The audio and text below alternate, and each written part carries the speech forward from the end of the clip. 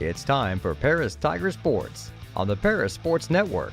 Brought to you by White Sheet Metal Heating and Air Conditioning, Lot 50 Brewing, Church Insurance Agency, Cargill Dry Corn Ingredients, Diamond Brothers Insurance, Ingram Waste Disposal, Seed Solutions, Allied IFS, Country Financial, Lake Ridge Christian Church, State Farm Insurance Agent Terry Elliston, Eagle Ridge Golf Course, Diamond Financial Consultants, Soleil Body Salon, Great Heart Seed, and our affiliate sponsors, Dan and Sherry Hutchings, Steve and Lynn Young, Paul and Kathy Porter, Denny and Mary Lou Pine, Tom and Marnita Stuck, Doc and Donna Moody, Jeff and Stephanie Moody at Moody Farms, Chad and Stephanie Crampton, and Mark, Amy, Salem, and Sarah Isa.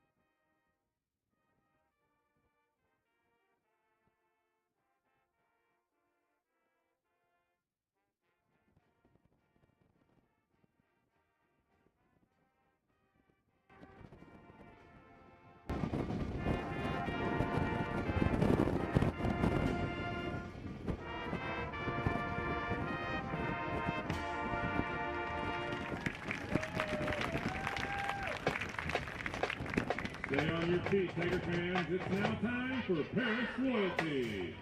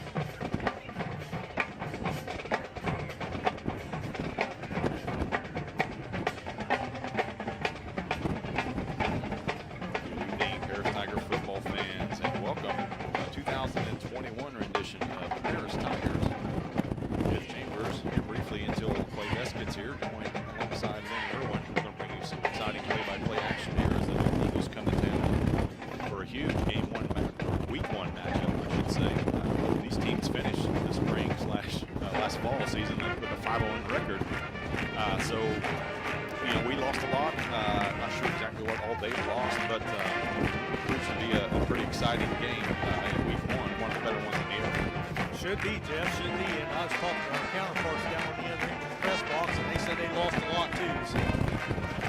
Yeah, when you lose 14 seniors and of course your quarterback and a lot of key skill players, that's going to take its toll. But apparently it's a rebuilding process. We're just 5 months removed from last season.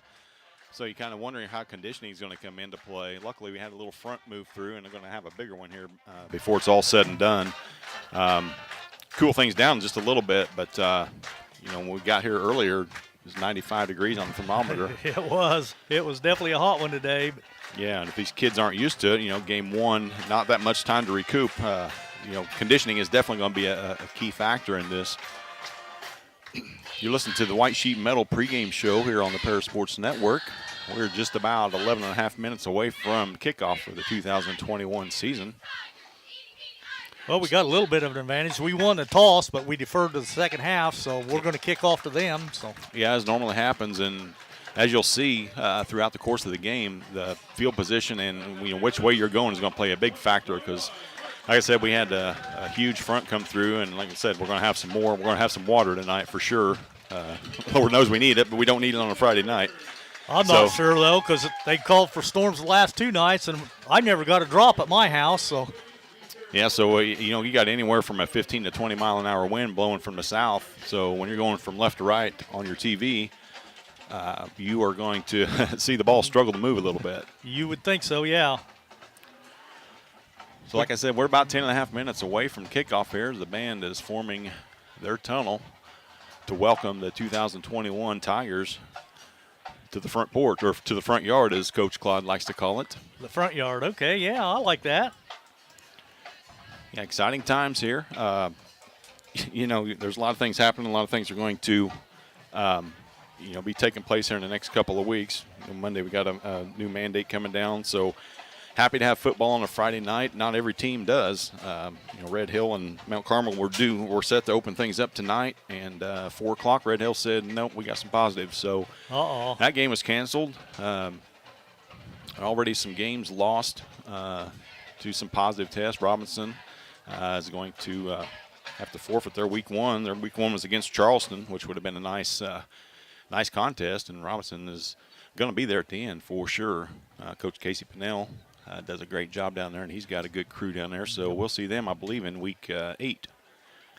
Just about the end of the season, though, about when everybody should be peaking. Yeah, so like I said, we got the Newton Eagles here tonight, and next week, of course, I think everything we do, except for week 4 or week 5, I believe, is a conference game. We're back to a full conference schedule. We didn't get to do that this spring.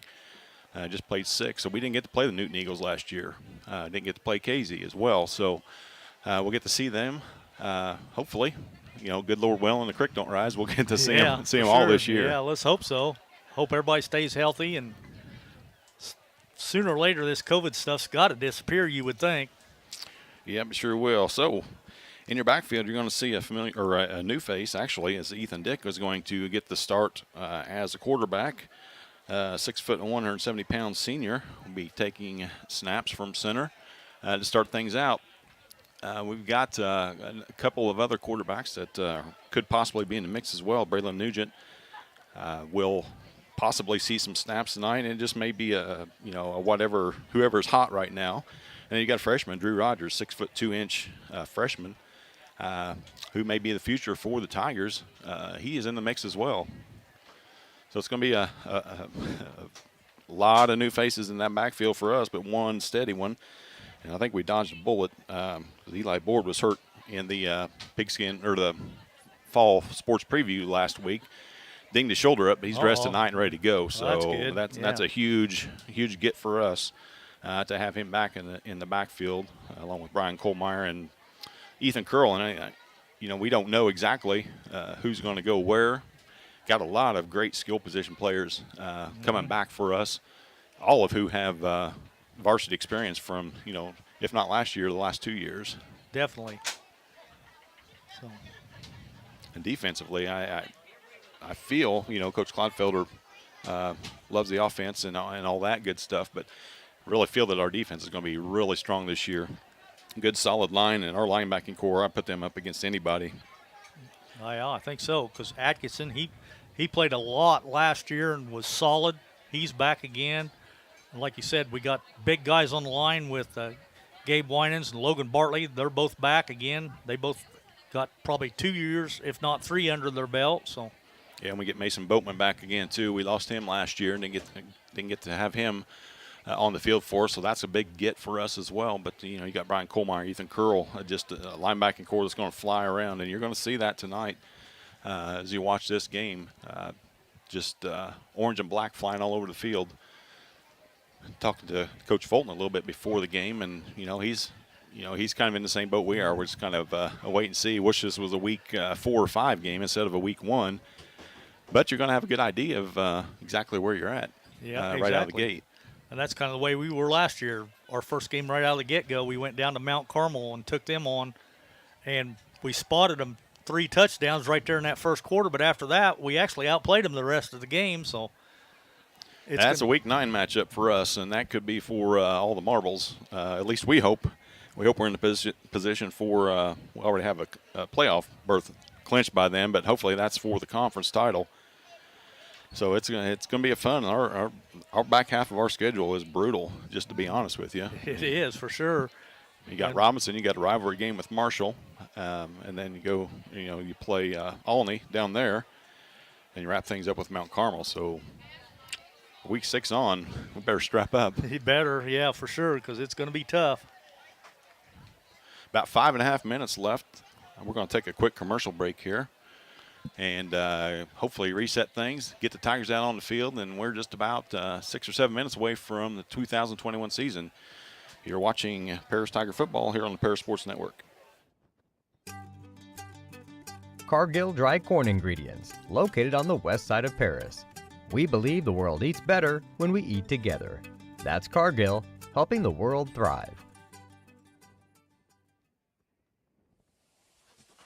The Paris Sports Network would like to give a big thank you to our affiliate sponsors Dan and Sherry Hutchings, Steve and Lynn Young, Paul and Kathy Porter, Denny and Mary Lou Pine, and Tom and Marnita Stuck.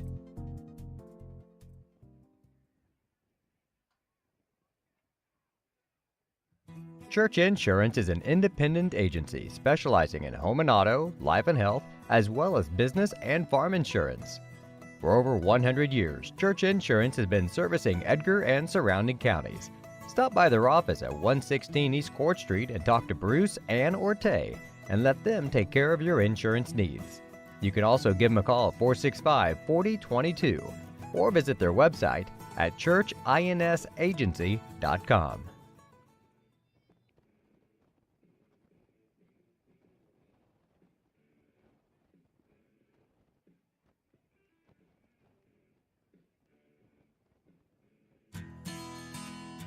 Country Financial representatives Mark Gladding, Jim Blue, Katie Schopfmeyer, and Dan Phipps proudly support our student athletes. Give them a call at 465-8320 or stop by their office at 802 North Main Street in Paris.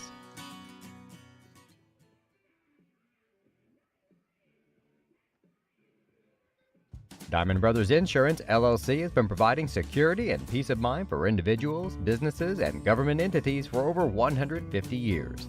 Their agency philosophy is to serve their communities with excellent service, advanced technology, and comprehensive insurance protection. Visit any of their 44 locations throughout the state of Illinois, Indiana, and Wisconsin. You can give them a call at 465-5041 or stop by 111 Sheriff Street in Paris. Golf season will be here before you know it. And Eagle Ridge Golf Course in Paris offers one of the preeminent courses in East Central Illinois and West Central Indiana. Their Wednesday night league will be starting up soon, but they also offer special services such as corporate events, receptions, and group lessons. Call 463-3434 or visit eagleridgeparis.com.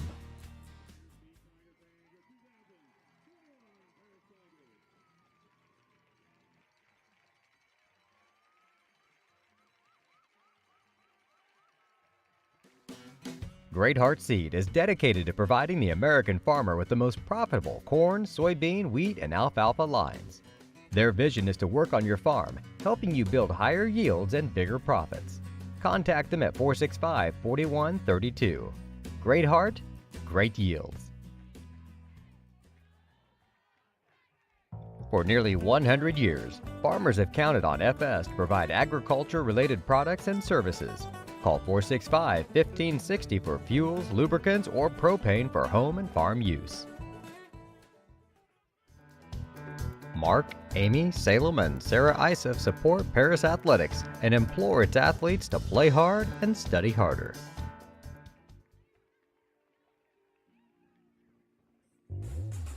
Lot 50 Brewing, located at 112 East Court Street, is the only brewing company in town. Bring your friends, family, or co-workers in for an evening of games, drinks, and conversation. Order food from other local restaurants or bring your own. Stop in and watch the owners, Bruce Young, Steve Combs, and Doug Smitkamp, work for you. Lot 50 is open Wednesday through Sunday. Check them out at lot50brewing.com. See Diamond Financial for all of your income tax needs. Ben Lucan has 30 years of income tax preparation experience. He and his well-trained staff can take care of all of your personal, corporate, partnership, trust, and not-for-profit tax returns. They'll also take care of all of your payroll and bookkeeping needs as well. See them at 208 East Jasper Street or call 465-8562. Ingram's Waste Disposal offers residential and commercial trash pickup, commercial compactor service, roll-off service, and mini roll-off services.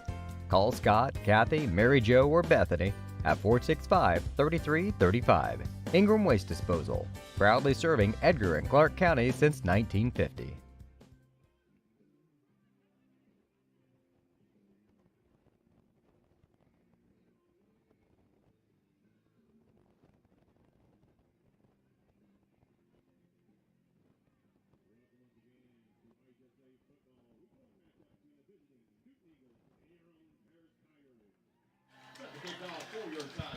We are back and set for kickoff here from Paris High School between your Paris Tigers and the visiting Newton Eagles. I'm Clay Best alongside Lenny Irwin. And Landon Ingram is set to get us started here on this Friday night. Packed house looking on. You've got a good breeze behind him, so this kick should go fairly deep, I would think. Tigers in their all-black uniforms, Newton in white. Kick is away from Ingram. Hauled in just inside the far 5-yard line, backpedaling. Out on the return now, shifting to his right. That was Ben Meinhardt. Meinhardt, one of the key players for Newton. Took the ball out just short of the 30-yard line. Looks like they're going to spot it about the 29, so. Mason Mulvey, quarterback for Newton, 5'10" senior.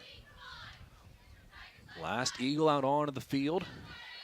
In the huddle for just a few seconds, has a play call. He'll line up under center this first play. Two backs behind him. Handoff goes right side and nowhere to go. Good job. Let's see who got the tackle. Looks like 62 maybe. I don't have a 62. Isaac Flowers on the carry. I believe that was Ingram with the tackle. Ingram starting at left end for the Tigers. Camden Crowder to his right on the line. Logan Bartley in the center as well for the Tiger defense. Again, the I formation for the Newton Eagles. Handoff goes left side. Nearly another stop in the backfield, and it is a stop in the backfield. Flowers carried it again.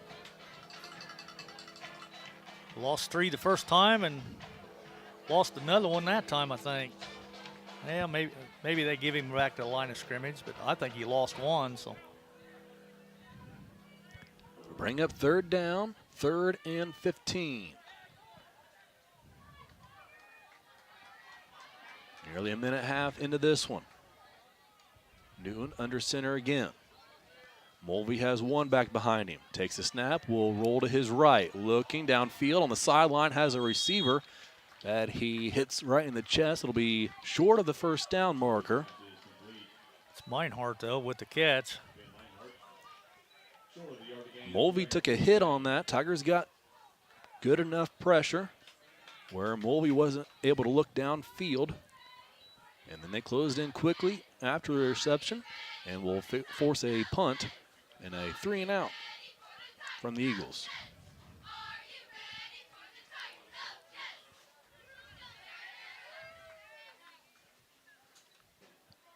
Norman Phillips back deep for the Tigers, along with Nick Moeller. Phillips will let this one roll and land right on the sideline, where the Tigers will take over on their own 30-yard line.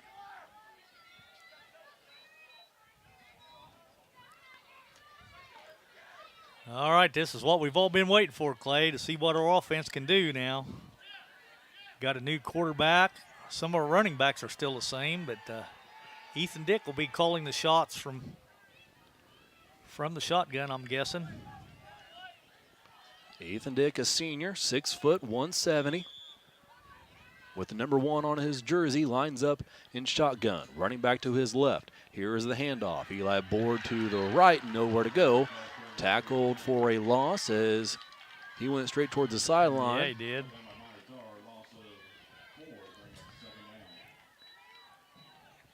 Loss of They said 4 or 5 on the Yeah, play. it looks Yeah. like 5 to me. Because we had it on the 30 and it's back on the 25. So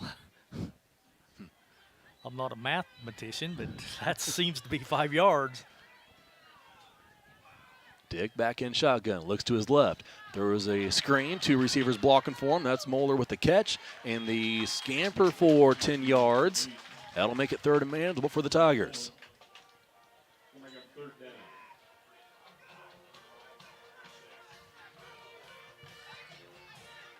Third and 4 to be exact.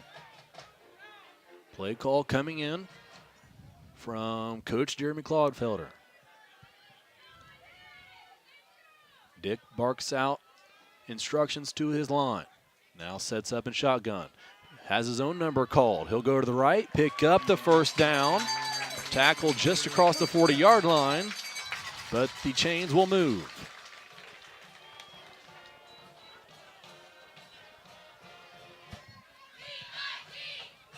That's good to always get that first down. That kind of settles everything down after that a little bit. That's right, Lenny. First goal, the offense pick up a first down. Now Yep, starting to look for the end zone, right? exactly. Short gains like they've had so far on that series. Keep the drive going. 1st and 10. Dick is wrapped up and taken down as he's letting that one go. Incomplete pass. That Drew Pinkston, I believe. Say tried to hit his tight end over the middle. That's Pinkston. So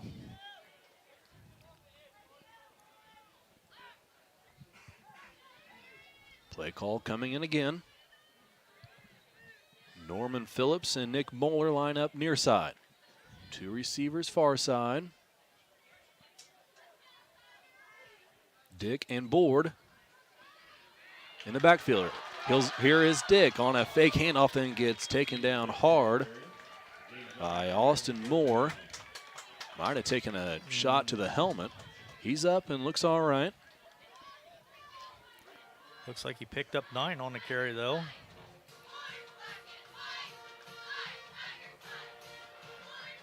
Taken down right on the edge of that painted Tiger logo. Saw them with the stencil out the other day, putting that on the field. Back in shotgun. Here's Dick, takes the snap.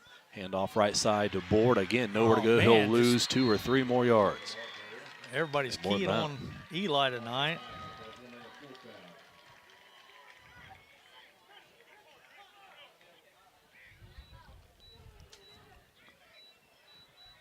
So it'll be 4th and long. Tigers will punt it away.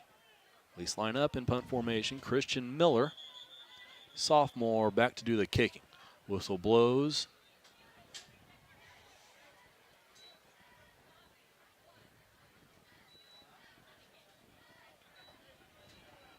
Waiting to see what this is about. Officials will reset the position of the ball.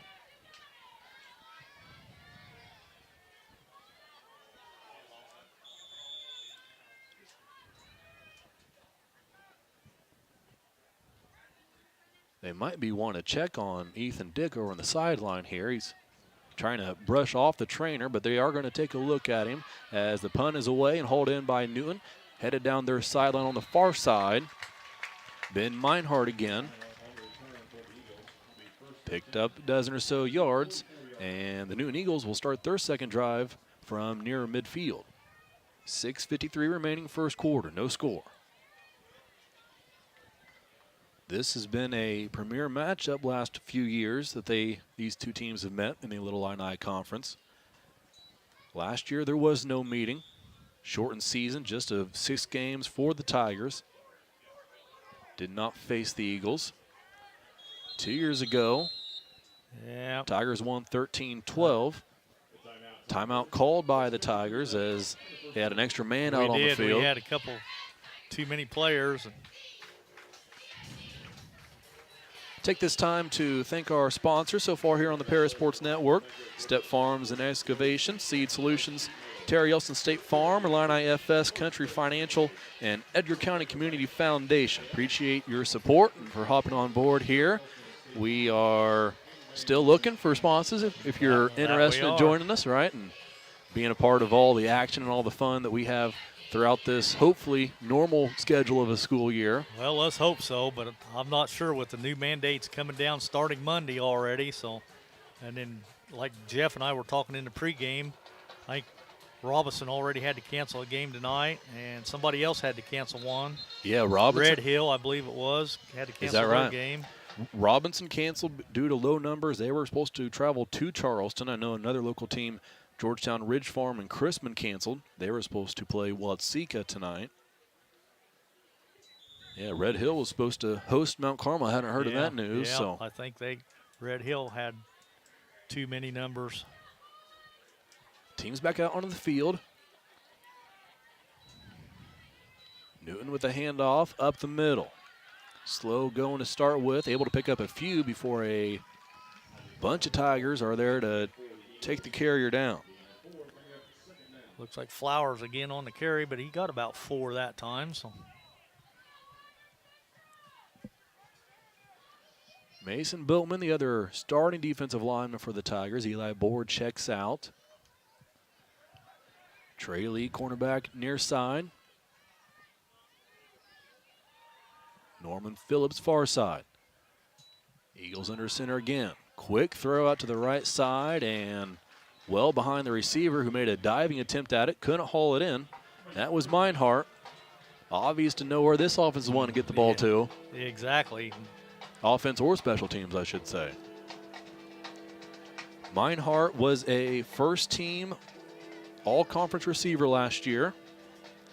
Tigers had one themselves in Garrett King.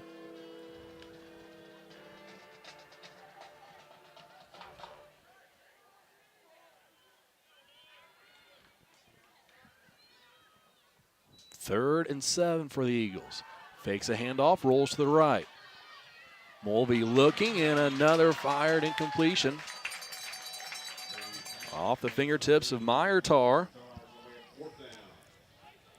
And it'll be 4th down.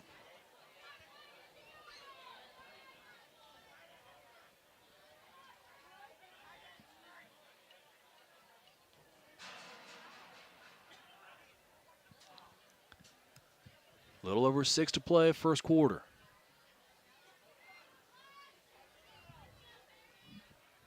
Yeah, it looks like they're back in punt formation again. So 2 Tigers back deep.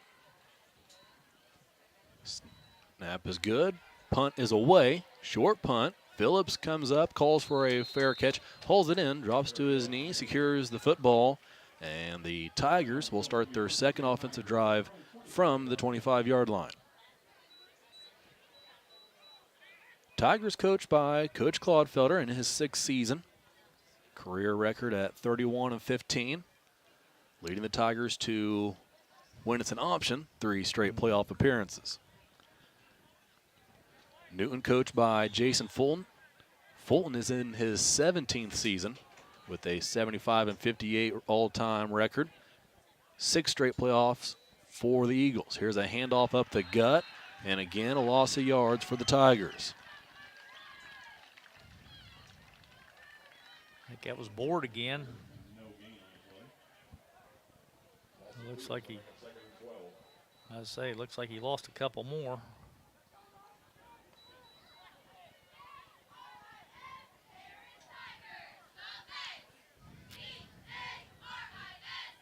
Ethan Dick looking over to the sideline. Has the play.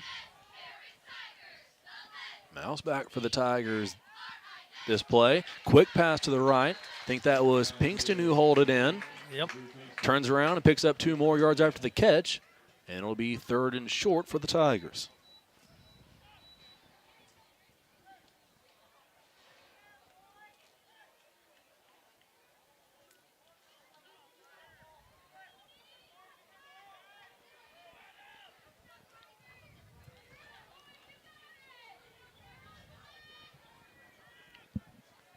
.450 on the clock. Tigers have been getting the play in and plenty of time on the play clock. Just now to 6 seconds. Dick takes the snap. Runs to his left, has Board there to block for him. Dick's got to get towards the first down marker, and he does, plus a couple more. First down Tigers to the 39-yard line. Good run there by Dick as he came over here to the left side this time. And like you said, he had blockers out in front of him, so he had the option as to which way he wanted to go. And he let Eli lead the way, and then he cut back to the inside and picked up enough for the first down.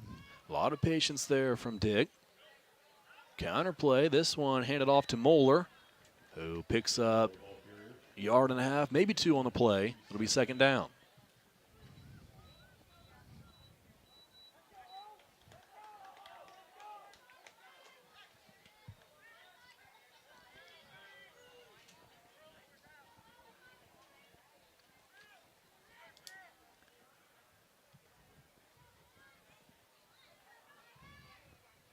.20 seconds on the play clock now. Player still looking towards the sideline for the play. Trips out wide to the right this time. Dix has the man in motion. That's Board. Fires a pass and deflected. Incomplete as Adam Cobelli got his hands on it. And it'll be 3rd down. Yeah, he shot that gap because I think he read the play same as we saw. That they're trying to set up that screen out there to Board.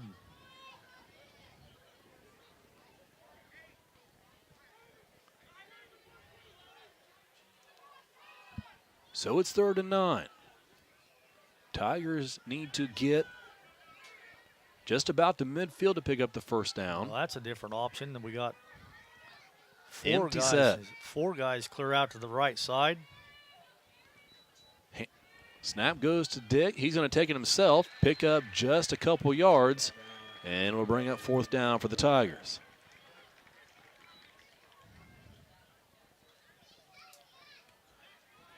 Before the punt team comes on, Tigers starting offensive line, Mason Boatman, Jeb Fry, Camden Crowder, Gabe Winans, and Logan Bartley.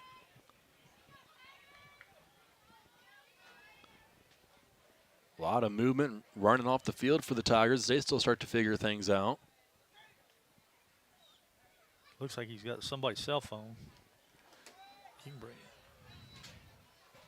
Punt is away and rolls out of bounds. Okay. And that's where Newton will take over. We'll give it to Jeff, I guess. Just under 3 minutes to play.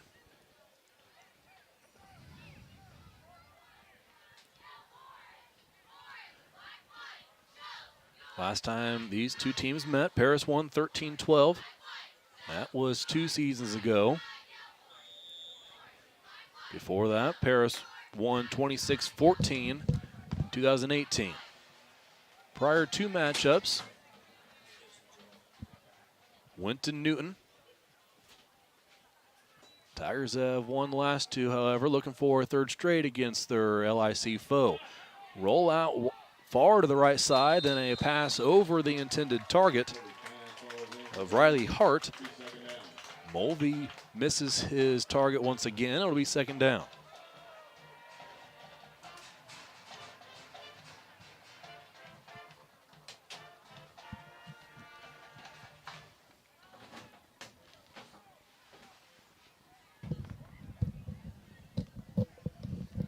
So 2nd and 10. Okay. Who'd he throw that to? Who was it attempted to? Riley Hart, 84. Oh, okay. Yep. Eagles line up in an I formation. Mulvey takes a snap, handoff to his fullback, who picks up a foot. Brought down quickly. Be 3rd and long for Newton. Eagles still looking for their first down of the contest.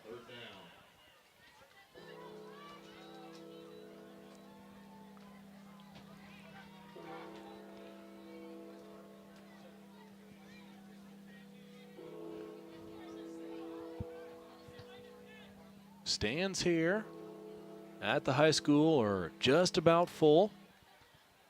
Couple dozen people out on the berm taking in this Friday night football action. Eagles up to the line of scrimmage. Mulvey under center. Takes a snap. Fakes the handoff. Will roll to his right once again. Has time. Fires and hits his man across the middle of the field. Just past the 30-yard line, and they will give him the first down, as that was Riley Hart hauling that one in. Hart had 3 Tigers around him. Mulvey's best pass of the night. Definitely was. So.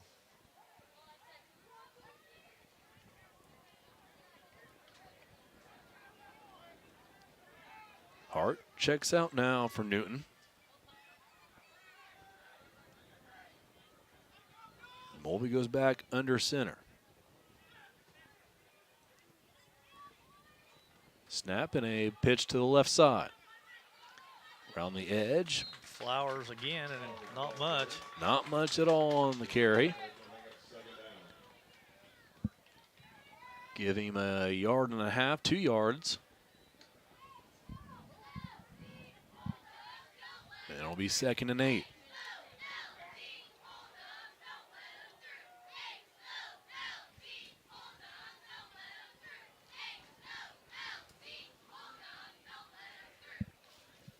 Minute to play first quarter.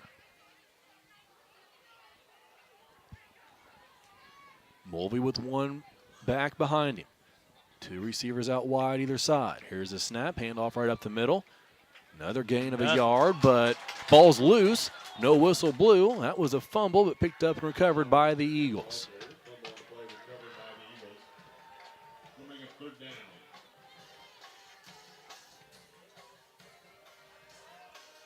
I assumed that was Flowers again because he was the only guy in the backfield, so ended up being about a 3-yard gain. Hey, Jeff. Who's 5? Who's Ethan?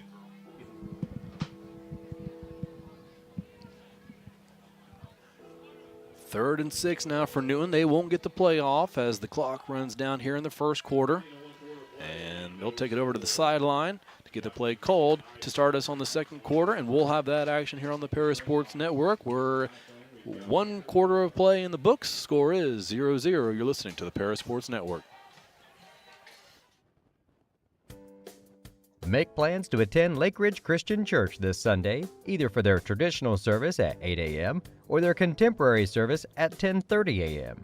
There's something for everyone at Lake Ridge, from infants to the more seasoned generation. Visit their website at lakeridgechurch.org or find them on Facebook to watch their service each Sunday morning at 10:30. Located at 500 West Jasper Street in Paris, Soleil Body Salon offers 5 lay-down and 1 stand-up tanning bed, as well as spray tan services. They also have a nail technician, an esthetician, and a hairstylist. Give Leslie and her staff a call at 465-7546.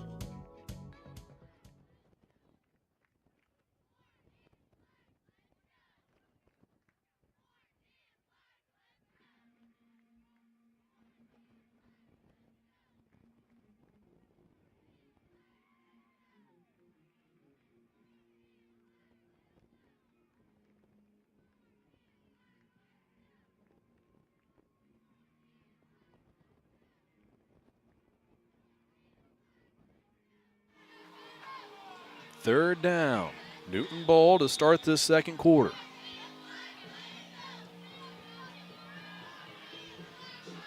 Eagles will line up in shotgun here. One man to Mulvey's left.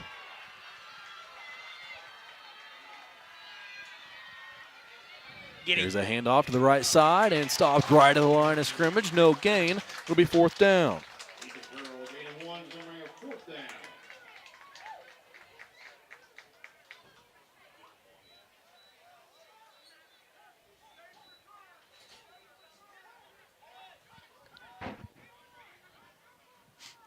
Fourth and 5. Tigers are set to return this punt.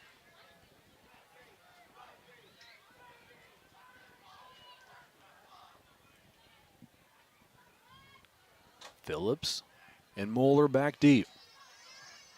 Eagles run a rugby punt out to the right side and then a great kick that's going to roll down inside the 10 and stop there where it's touched at just around the 8-yard line. Wow, that was all of our receivers came up when they seen him rolling out because they thought it was going to be a fake. So nobody back. Then when he did punt it,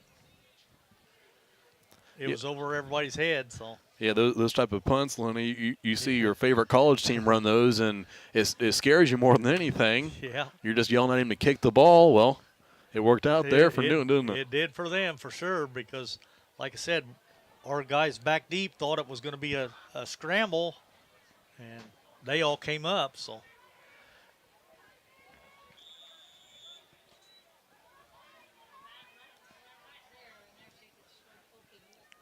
Tigers back on offense. Take over inside their own 10. There's a handoff right side, and again, nothing doing.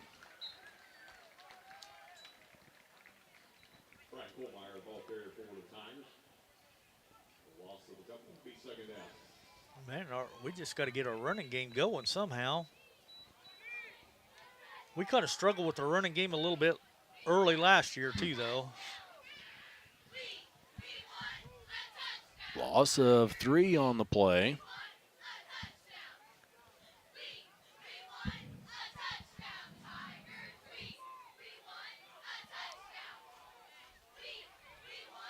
And that is Nugent in the backfield with split running backs beside him. He bobbled the snap, went to the ground, and he had to follow it to recover it. Braylon Nugent was warming up over here on the sideline. I seen that, but I thought, he's just trying to keep loose. Yeah. Ethan Dick still out there on that last defensive possession. Yeah, but now Nugent lined up behind center. Braylon, a 5'10 senior.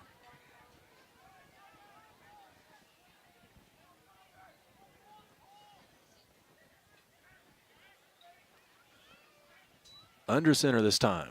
Takes the snap. Handoff up the middle. Going to be bounced out to the outside. Cut back towards the middle and rocked hard. Picked up a couple of yards. Maybe the biggest run of the night for the Tigers. Not saying a whole lot. No. He'll still be 4th and long for Paris. I think that was Brian Kohlmeyer on the carry. It was, yep. And the Tigers will now punt it away from the shadows of their own goalpost.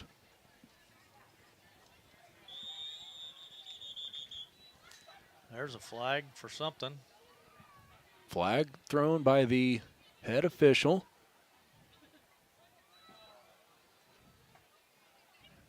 Legal substitutions. That what that is, Lenny? You got your handbook? I don't. Handy? No.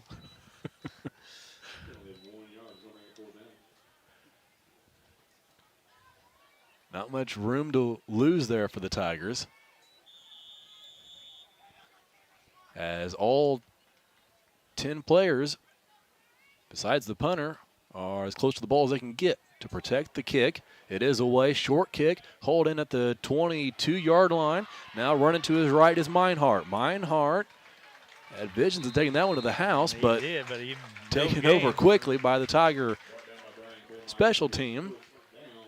Either way, the Eagles will start with their best field position of the game. Yeah, they're going to be deep in Paris territory. Looks like it's going to be right on the 20.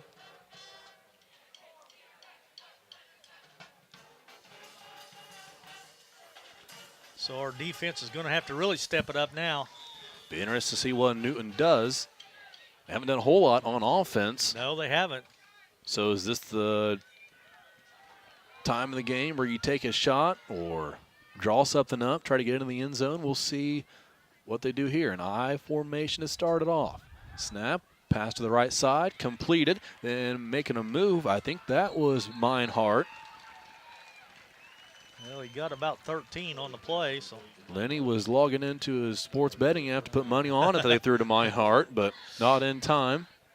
As it goes out to the 5'10 sophomore, 5'9 senior. And he picked up a first down. It'll be first and goal for the Newton Eagles. First time either team's been in the red zone. 8:45 to play before halftime. Here's a snap. Hand off to the fullback. Picks up one or two. Tigers acting like they forced a fumble, then recovered it. All officials acting like it'll stay Newton possession. And I think so, yeah. Sure will. Play recovered by the Eagles. Gained a couple. 2-second goal ball on the 7-yard line. Second down. 7 yards to go for Newton.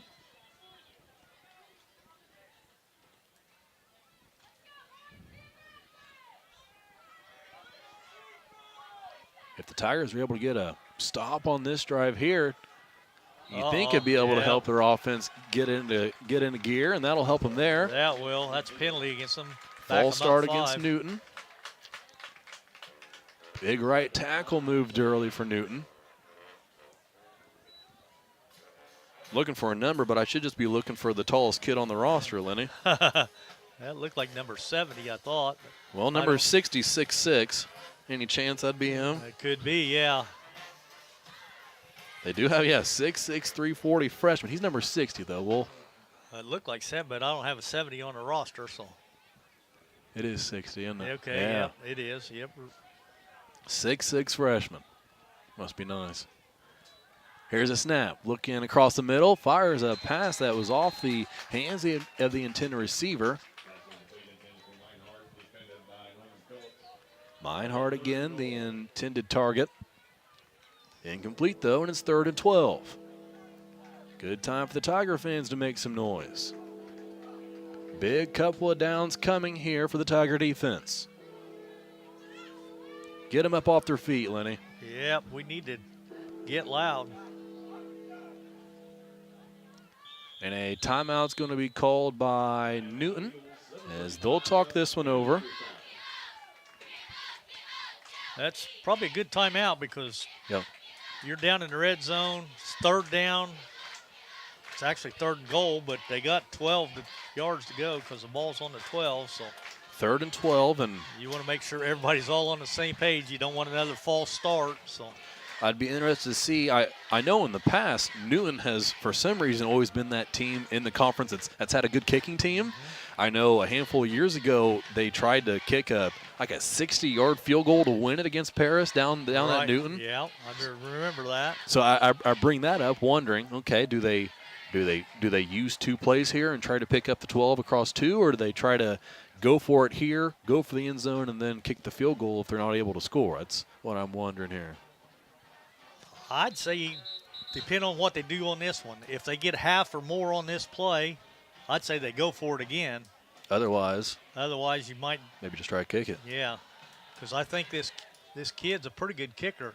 Yeah, at least he's senior, and he's a good punter anyway. And they said his family owns the Joe's Pizza down there. So okay, so every other week we can root for him, huh? I guess so. Just not tonight. That's right. 3rd and 12. Back under center is Mulvey. Takes a snap. He's going to throw. Rolls out to his right. Looking towards the end zone. Finds his target who hauls it in. They're going to say he's in the end zone for the touchdown. And guess who it is? Ben Meinhardt with the reception.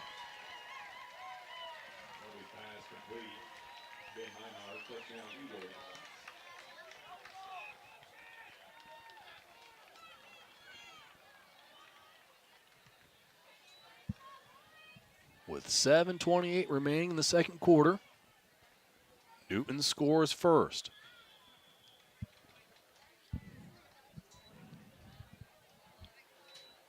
Cuccinella was set for the PAT. Whistle blew. Now we're ready. Kick is away, and it is through the uprights, and that makes it 7-0 Newton. 7-0, 7:28 left in the first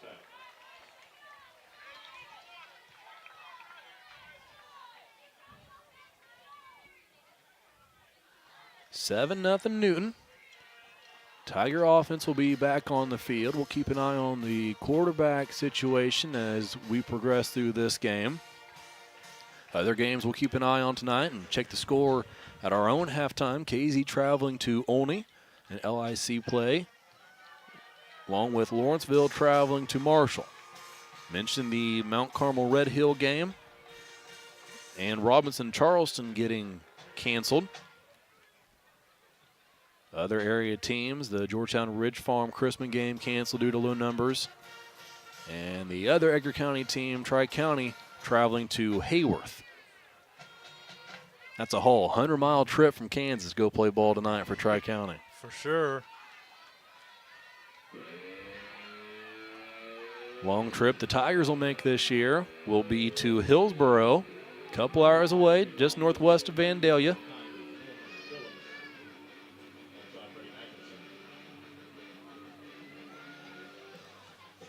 I'm not sure our boys are deep enough for this kick.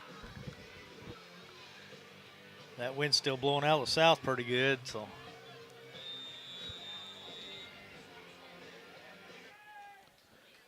Kuchnell all set, kicks it away.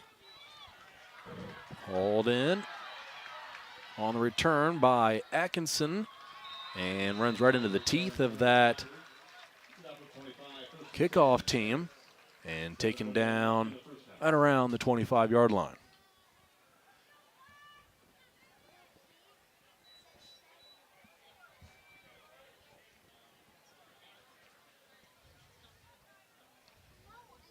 It will be Ethan Dick out playing quarterback for the Tigers.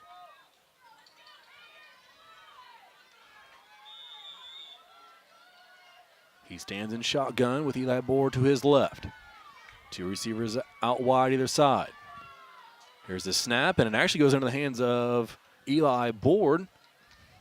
Don't think that was intentional. I don't think so either, but. And a loss of one on the play for Board. Just nothing doing on the ground for the Tigers. So far, nothing, that's for sure. I've got, this will be Eli's fourth carry, and I've got him minus 14. So. But one good run, and that'll erase all that. So.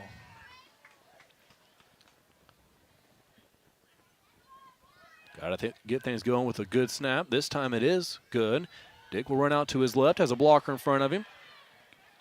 And then we'll pick up a yard or two across line of scrimmage. And it'll be 3rd and long for the Tiger offense.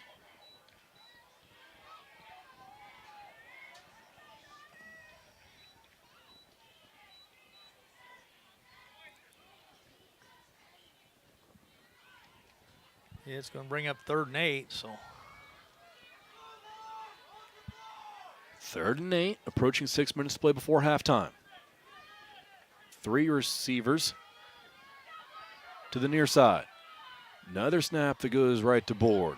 Board takes, he'll run over a couple Eagles this time. Pick up yardage the tough way. He might have got enough for the first. It's going to be real close. It'll be real close, maybe just a yard short. And we'll see what the Tigers do here. And Eli's coming out with that shoulder again. He bummed it up in pigskin previews. And looks like the Tigers might line up to go for it here. Needing some type of momentum. They're only a couple feet from the first down marker, less than a yard.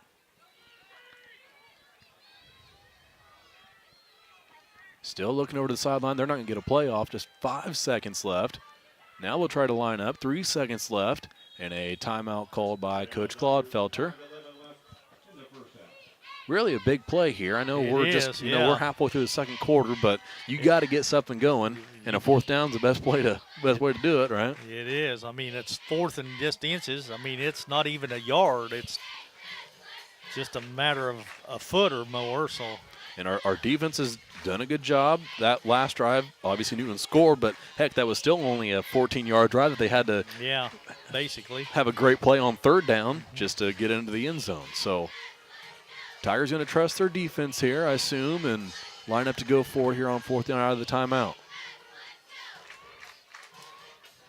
These plays, I wonder why they don't line the quarterback up under center, though. I mean, just go. All you got to do is just quick snap it and fall forward for the 6 inches.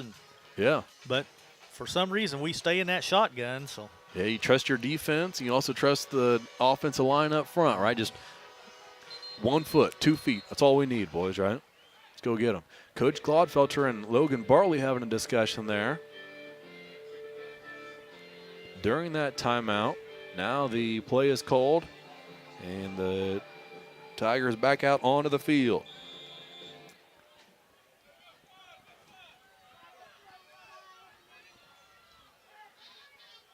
They got a bunch up on their line now. Here's the snap. Right into Kohlmeier's hand. Shakes off an Eagle tackler. He'll pick up a first down and then more. Spins out of another tackle, then still going down the sideline. Tiptoeing, picks up more yardage down to near midfield. Good job by Kohlmeier. He wanted that one. Kohlmeier, senior for this Tiger team, picked up the first down plus more.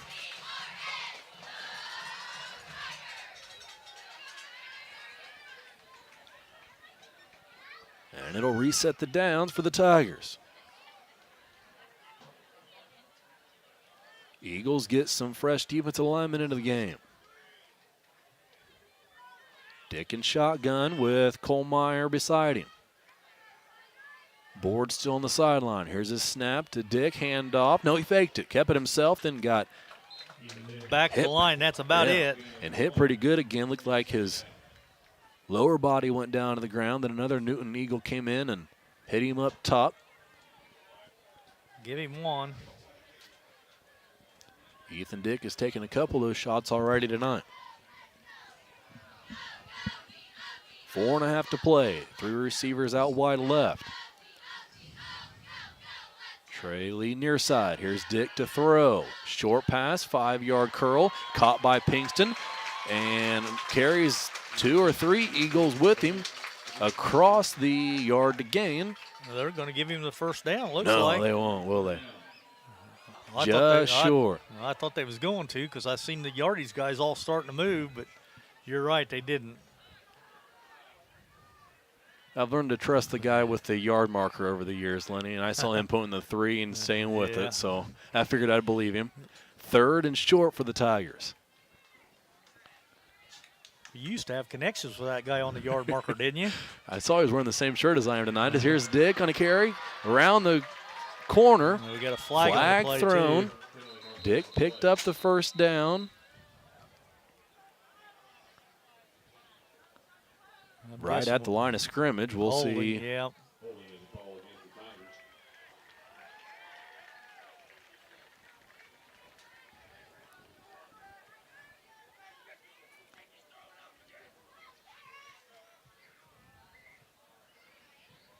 That'll back the Tigers up and put them at 3rd and long instead of the first down pickup by Ethan Dick. -10 for the hold, so it's going to be about 3rd and 12 now. So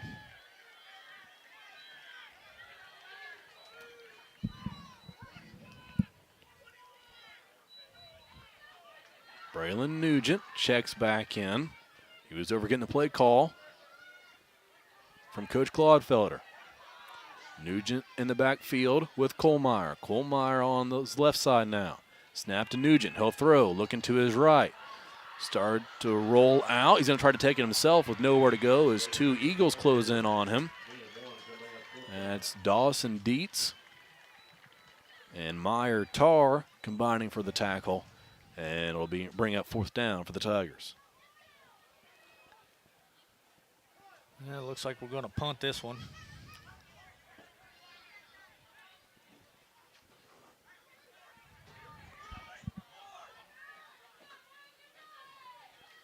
Again, Tigers running bodies on and off the field, getting set for this punt. Looks like Christian Miller is going to be the punter. And we'll get a legal motion as Norman Phillips wasn't set over on the far side.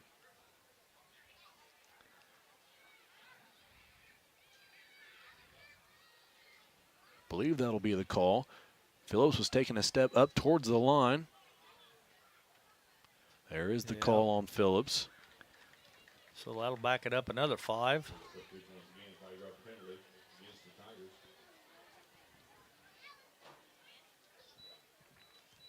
2:36 left before halftime. At this point, Tigers probably looking to get this punt away, make a stop, and get back in the locker room and regroup, Lenny. Definitely. We thought we had something going there, though. We picked up a couple first downs, and penalties killed us. Start to get the ground game going, but you're right. Penalties definitely hurt. Stop the momentum that Paris thought they were picking up. Here's a punt over towards the sideline, goes out of bounds. Before Meinhardt can get his hands on it, they will spot it at the 28-yard line, where Newton will have 2:12 to work before halftime. Newton in that shortened season last year went 5-1. Again, these two teams did not meet. There was a lot of, I don't know what you want to call it, Lenny, controversy on who should be labeled as the conference champion. I know Newton had their own opinion, and I think even I heard Casey was saying they had an opinion, even though they went 4-2. So might have been some words exchanged about that last year. Whole new story this year as Newton's first play is a pass out to the right. To Meinhardt, but his knee touched the ground, so a little swing pass out there.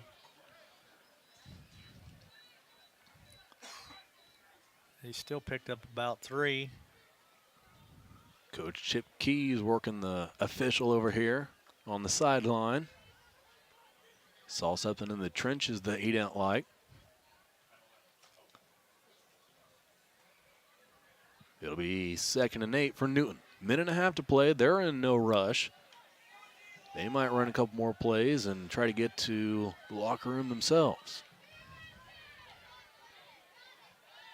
Mulvey under center. Takes the snap, handoff up the middle, tried to bounce it outside, but nowhere to go. 2 Tigers there to meet him. Brian Kohlmeyer and Braden Atkinson there to stop him. Whistle blows and a timeout called by the Tigers as they look to get the ball back one more time before halftime.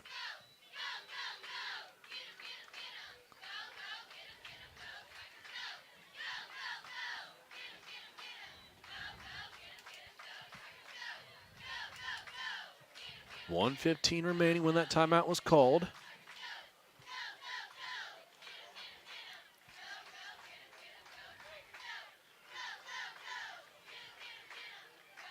Looks like Coach Calhoun in there trying to get the boys fired up in the huddle this time, Lenny. Yeah, is he the defensive coordinator, maybe? I think he is. So lights are starting to take full effect here tonight. How's that wind doing now? The wind's pretty well laid down now. I think maybe we've dodged that storm. So been hot and humid all day. We're down to a 75-degree temperature right now. Boy, a big turnover would be huge right here. Mulvey is under center. Takes the snap. He's going to throw again. Lobs one up, deep to the right side. Meinhardt there. He had to get around a Tiger defender. That was Phillips, who ran stride for stride with him. And Meinhardt unable to grab it. Incomplete, 4th down. That's a play where if Meinhardt draws any type of contact, they're probably going to call pass interference, but instead he tried to avoid the defender. Obviously tough to make up your mind to do such a thing when you think you can haul it in and for sure. Run for more, right? Right. But the Tigers are able to force another 3 and out. And Newton will look to punt it away. Another rugby-style punt. Hey, It's we blocked. blocked it. Kohlmeyer got his hands on it, then recovered it at the 20-yard line. Heck yeah. There's where the rugby kick will come back to haunt you, Lenny. Yes, sir. It's just so difficult. I don't know how you can ask, especially high school kids, to block at an angle, running sideways like that. That's just. Well, Kohlmeyer said you fooled me once, but it's not going to happen That's right. again. So That's right. Kohlmeyer, too smart of a player to let that happen a couple of times. We'll see what Newton's punting strategy is going forward, as that punt never had a chance. no, we got the ball now on what, the 10? 20-yard line 20? of Newton. Okay, Here's yeah, a 20. snap to dig. Flag thrown from the near side official. And a false start called on the Man, Tigers. penalties are still killing us. 1st and 10. Now it's going to be 1st and 15.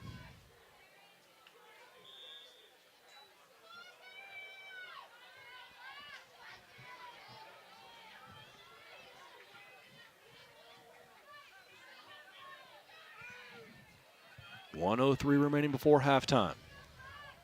Ethan Dick lines up in shotgun formation. Man to his left, three receivers wide to the right. He looks that way, lobs one up, has Nick Moeller, but the pass is 4 or 5 yards too long, incomplete. It'll be 2nd down.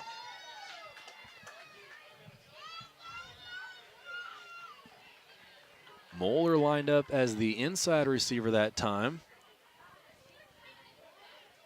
Broke towards the sideline, then to the pylon. But he and his quarterback were unable to connect. It'll be 2nd and 15 with 57 seconds left. And number 3 for Newton, Cole Leonard, was out there in good coverage on the defensive side too. So Newton just plays one safety deep. Here's a snap, blitz on, fakes a handoff, lobs one over to Pinkston, and it's intercepted. That one safety comes up with it after the deflection. And Austin Moore has the first takeaway of the ball game. Flag on the field. We'll check this before calling it official. Personal foul on Newton. Looks like they called a helmet-to-helmet hit on the Eagles. Well, so is that before the interception or after, though? Looks like they're going to go ahead and let the interception stand. So Watching the replay myself, trying to see exactly what happened, but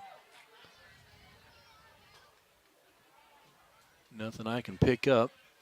So it will be Newton ball with 49 seconds left in the second quarter. Eagles lead 7-0.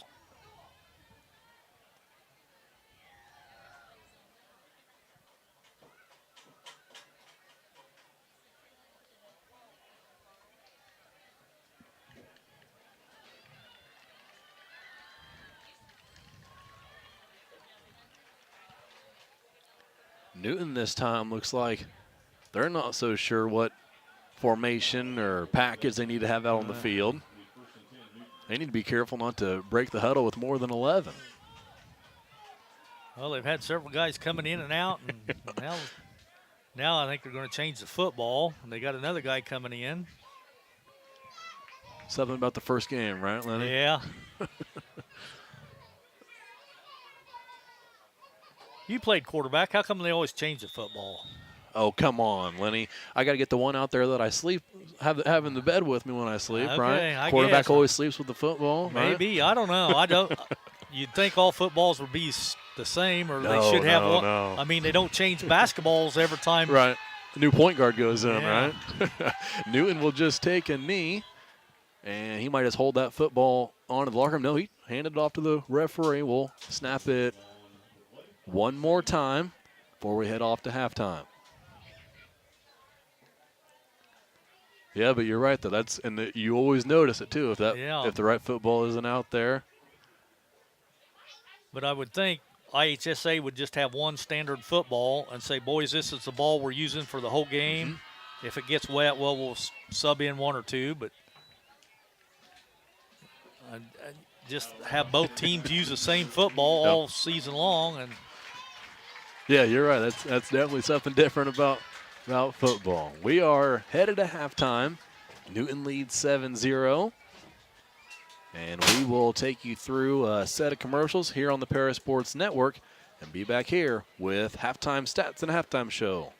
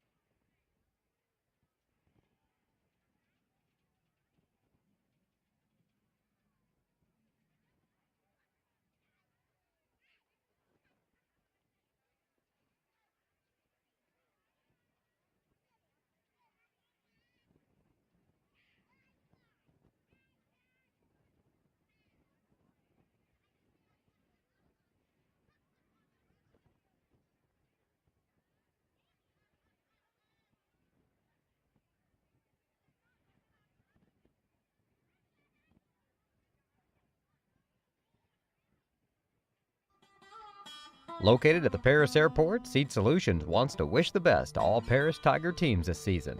Contact Chip or Bethany Keys at 251-0153.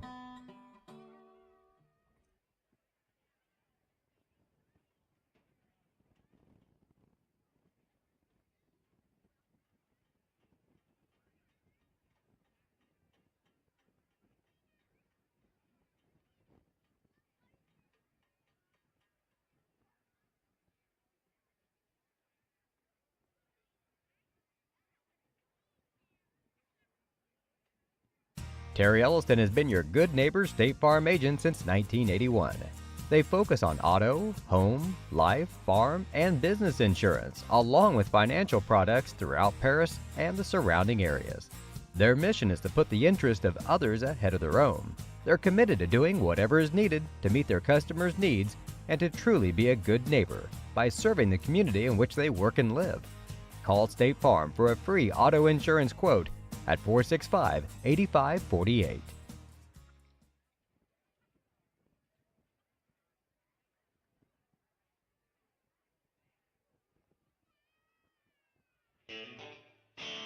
Our pregame show is sponsored by White Sheet Metal Heating and Air Conditioning, your hometown boys for over 50 years, offering 23.5-hour service. That's right, they need a half hour for coffee. Call John at 217-465-3195.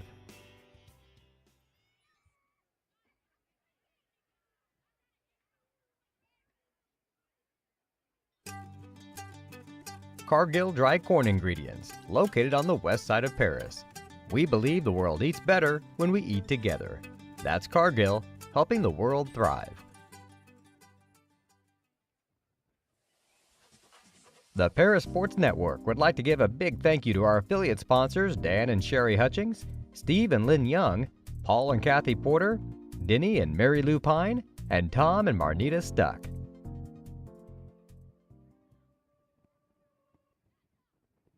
Church Insurance is an independent agency specializing in home and auto, life and health, as well as business and farm insurance. For over 100 years, Church Insurance has been servicing Edgar and surrounding counties. Stop by their office at 116 East Court Street and talk to Bruce, Ann, or Tay, and let them take care of your insurance needs. You can also give them a call at 465-4022 or visit their website at churchinsagency.com.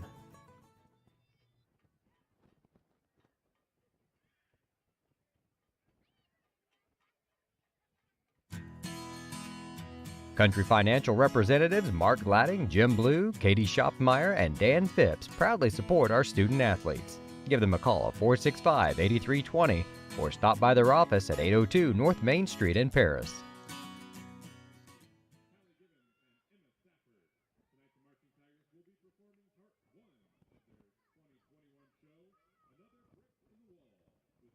Arranged and composed by Jeff Chambers, with musical selection from Pink Floyd and Dmitri Shostakovich. Tonight the show features soloist Leah Rigdon on mellophone, Calvin Rigdon on trumpet, and Will Templeton on baritone. Now, let's enjoy another Brick in the Wall, Part 1.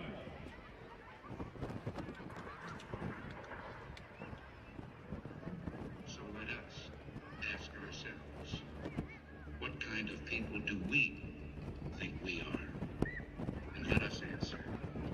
Free people, worthy of freedom, and determined not only to remain so, but to help others gain their freedom as well. All I know it was just a brick in the wall. Mr. Gorbachev.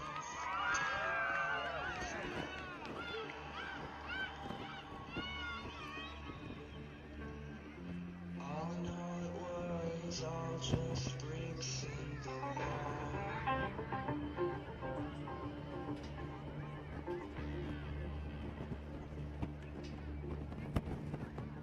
Dictators free themselves, but they enslave the people. Now let us fight to fulfill that promise. Let us fight to free the world, to do away with national barriers, to do away with greed, with hate and intolerance. Let us fight for a world of reason, a world where science and progress will lead to all men's happiness. Soldiers, in the name of democracy, let us all unite!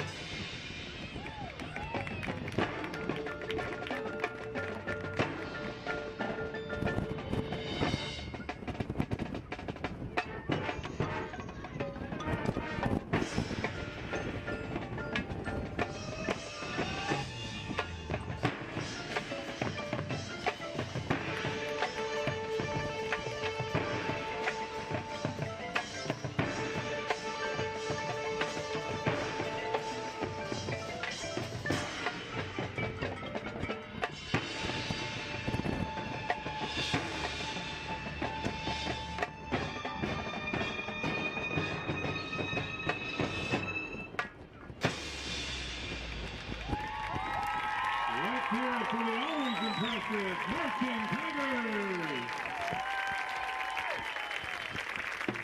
The Marching Tigers are led by Dr. Kevin Pruitt, Assistant Director Jessica Henderson, and Color Guard Instructor Zach and Haley Cassad. Percussion technician Jonathan Goran, and choreographer Harley Devereaux. Ladies and gentlemen, your 2021 Marching Tigers.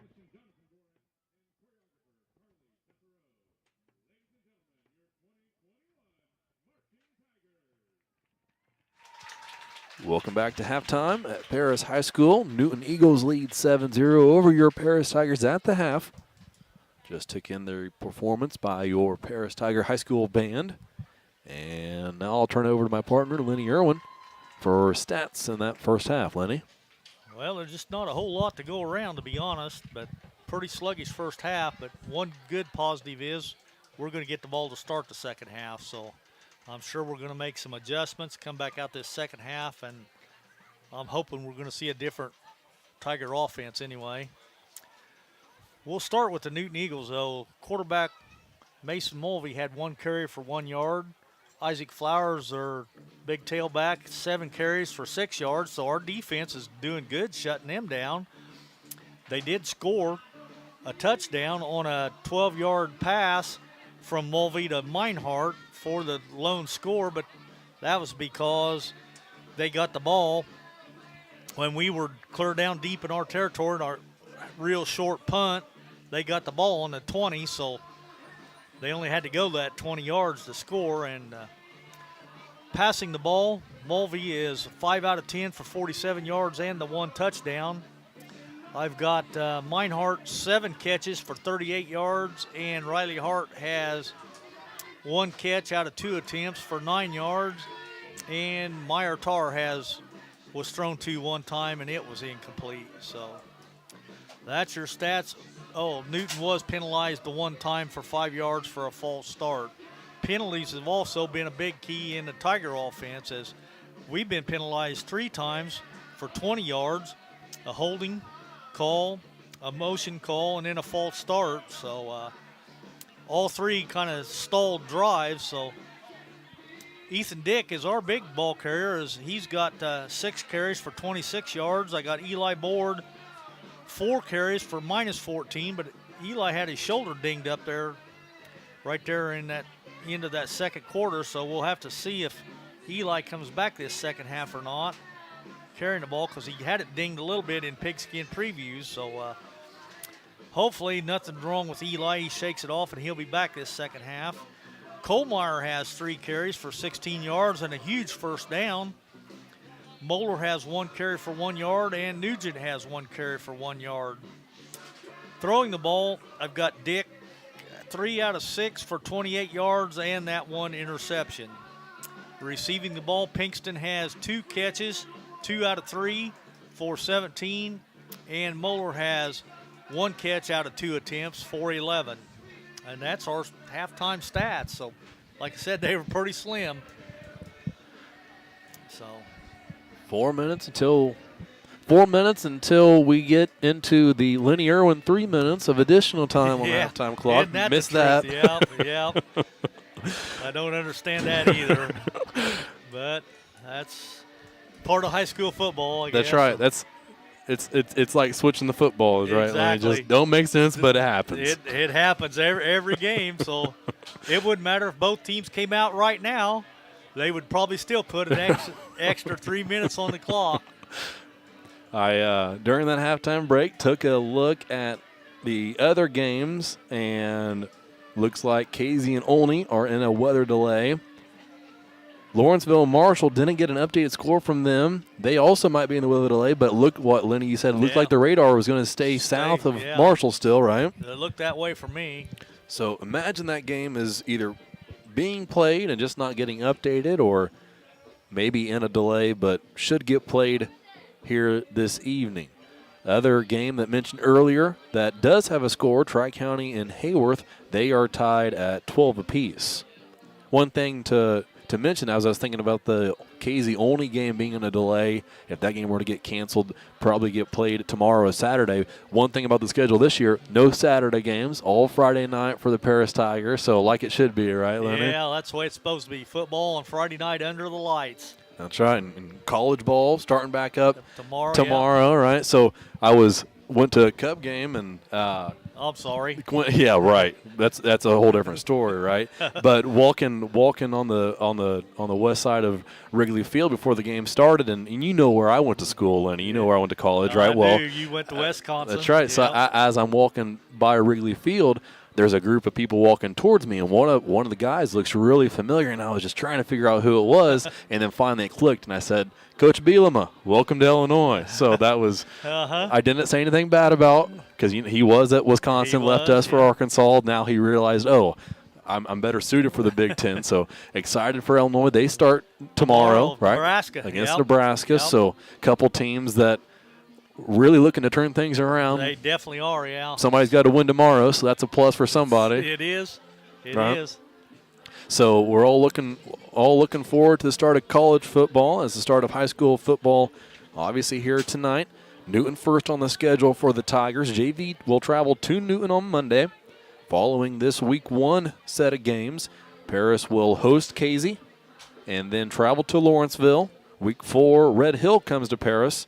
And following that, that's when the Tigers travel to Hillsboro, northwest of Vandalia. Then Marshall will come to town, followed by trips to Olney and Robinson. And then final game of the season, wonder if this was set up by anybody in the LIC, Mount Carmel comes to Paris. So hopefully, obviously, hoping that the Tigers can turn things around here tonight, because it'd be kind of fun for that final game to really mean something, right? That's what everybody's thinking. It might come down for the conference title, but we're going to have to get a running game, or that's not going to happen. So we'll see what happens this second half, as we rotated quarterbacks in and out that first half. We rotated running backs in and out. just never did really get anything going on the ground game. Colmeyer did have that one big 16-yard run, so hopefully maybe we can get something figured out this second half. This Newton team was featured in the Illinois AP preseason polls, and I'm sure we all have our opinions about preseason polls when you're not sure what teams are going to look like. Obviously, you know who's going to be coming back, but how much will they contribute? Right. Will they be able to take the next step, or are there going to be any newcomers that come in to make an impact on the team, right? Well, this Newton team did receive votes in the 3A AP preseason poll. They are 14th in the ranking. Paris, no votes taken in that preseason poll, but that's nothing that we're not used to, even with the success that the program has had the last few years, right?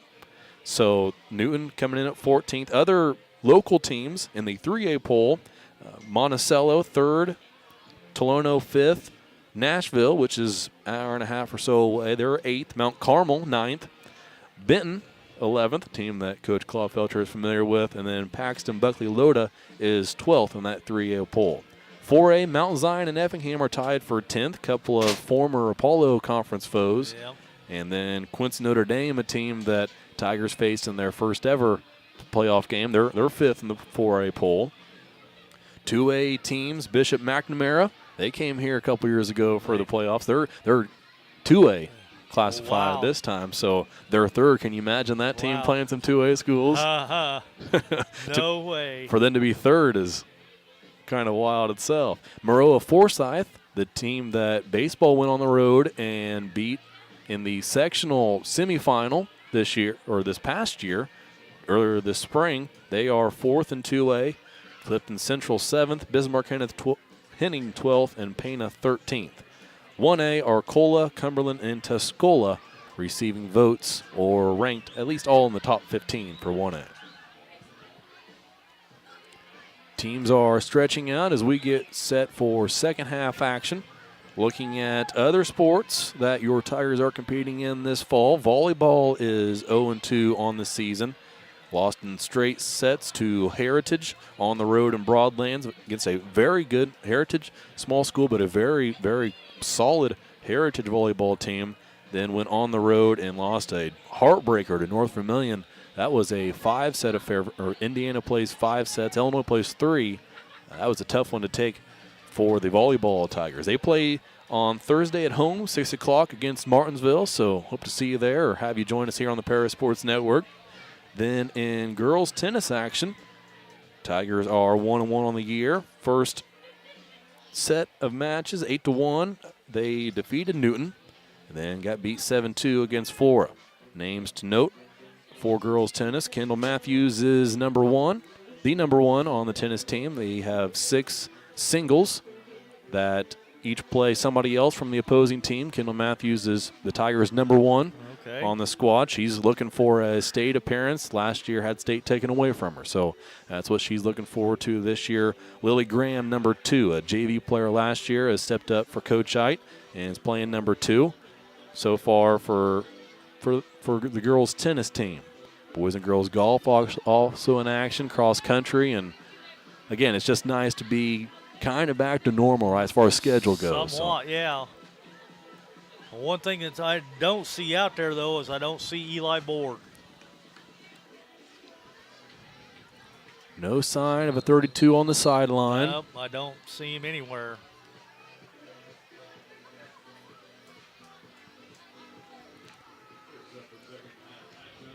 Looking for the training staff of the Tigers. I don't think either one. I believe there's 2 trainers on the sideline tonight.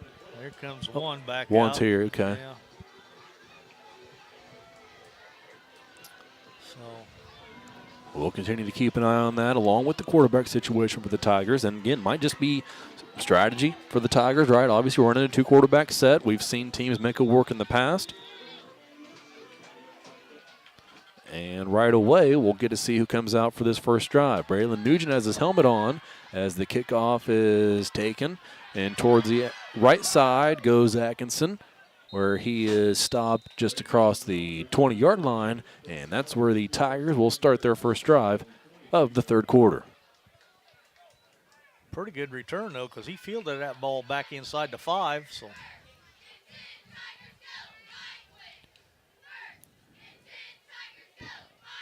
Nugent had his helmet on, but as that kick was in the air, Ethan Dick put his lid on, and he will be lined up in shotgun formation to start out the second half. Looks like Kohlmeyer's going to be in the backfield beside him.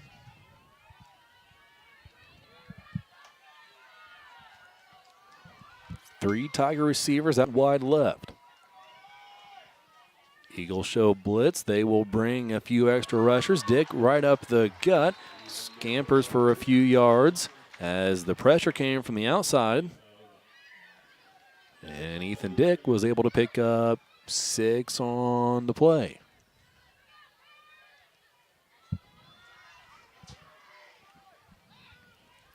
Drew Pinkston switches sides. Lines up now in the slot on the right side. Trey Lee out wide of him. Kohlmeyer to Dick's right. More pressure from the Eagles. Handoff to Kohlmeyer. Bounces it out left side. Wrapped up and taken down by an Eagle defender. Thought he might have had a hold of a face mask there. That's what I thought it kind of looked like, but I didn't see any flags. Maybe just a hold of the shoulder pads of Kohlmeyer. Either way, it'll bring up 3rd and short for the Tigers. Ethan Curl checks in for Nick Moeller. Curl lines up on the outside of the line, step off of the line of scrimmage. Dick and shotgun. Running back to his left, fakes the handoff, he'll go right. Jukes a defender, then breaks free. Can't stay on his feet as he gets tripped up, but not till a 10, 15-yard gain. Across the 45 goes Ethan Dick.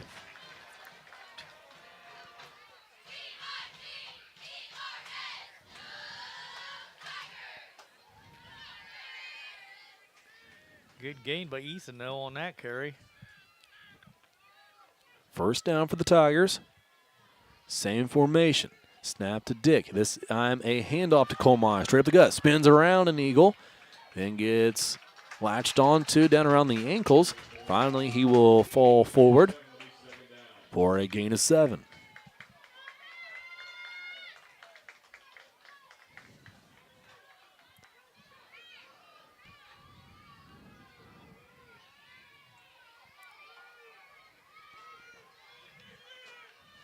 Norman Phillips out wide left. Trey Lee near side. Ethan Curl, Brian Kohlmeyer in the backfield. Here's a handoff to Kohlmeyer. Again up the gut. Absorbs a hit, falls forward. Another big gain on the ground for the Tigers. It'll be another first down.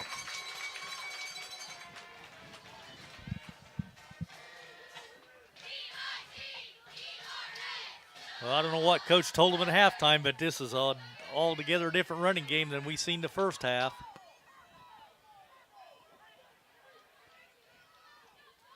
Same formation again. Whistle blows. And offside indication from the side official. That is the call. All right, we'll take that.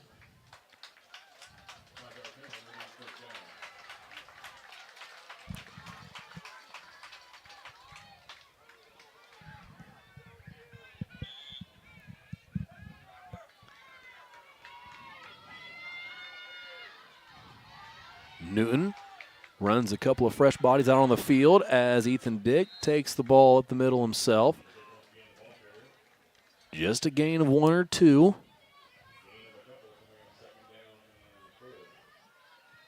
Looks like Mason Bowman slow to get up. He'll stay in the ball game. As the second down play will be called in to the Tiger offense.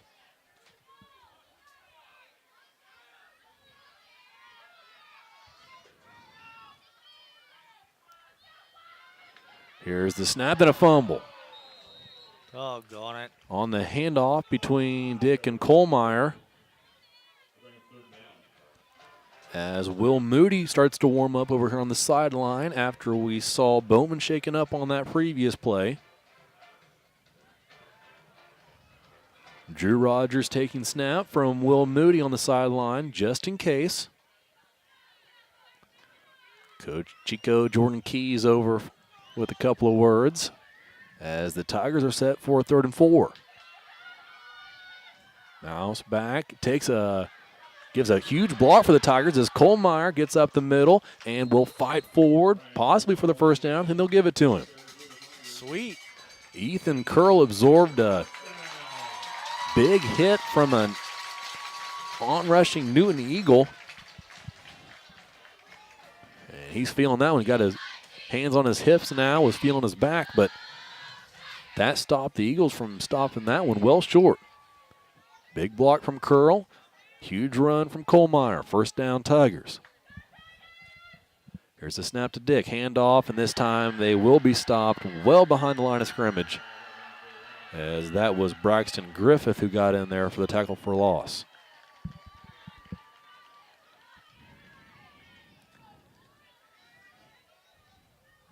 Who was the ball carrier that time? Kohlmeyer on the carry. He lost about 3, looks like.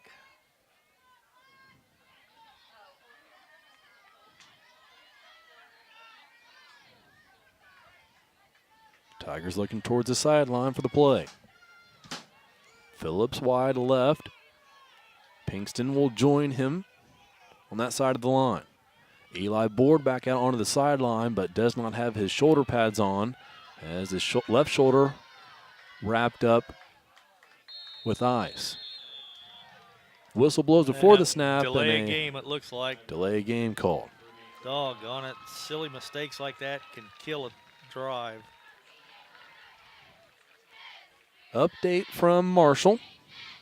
13-7, Lawrenceville leading. Shout out to Mrs. Spencer for the update on that. Again, There you go, yeah. I got good sources, Lenny. That's all. That's what a good broadcaster needs, you know. You do. You got to have good people feeding you good stats. That's right. I know Kurt Pinkston's always helping me out with different things of volleyball matches, so case in point. Here's a snap to Dick on 2nd down. Fires one off his back foot. Has Trey Lee who hauls it in, as it hit Lee in the chest as soon as he turned around and looked for it. Big gain for the Tigers, as an Eagle is slow and headed towards the sideline. Cole Leonard, I think he was over on the coverage. Leonard was mentioned earlier as having really good coverage on a pass attempt earlier for the Tigers. He's just going to take a seat on the field, and we will get an injury timeout for him to be taken care of.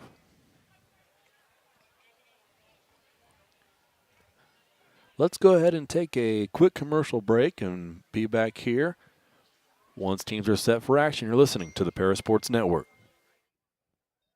Diamond Brothers Insurance, LLC has been providing security and peace of mind for individuals, businesses, and government entities for over 150 years. Their agency philosophy is to serve their communities with excellent service, advanced technology, and comprehensive insurance protection. Visit any of their 44 locations throughout the state of Illinois, Indiana, and Wisconsin. You can give them a call at 465-5041 or stop by 111 Sheriff Street in Paris.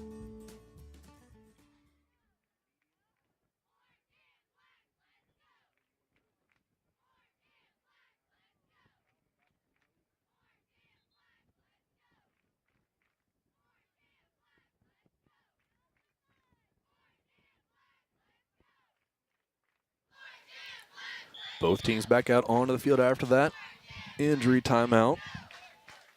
3rd and 4. This is huge. We need this to keep this drive going. So Big pass play sets up a 3rd manageable for the Tigers. Split backs to either side of Ethan Dick.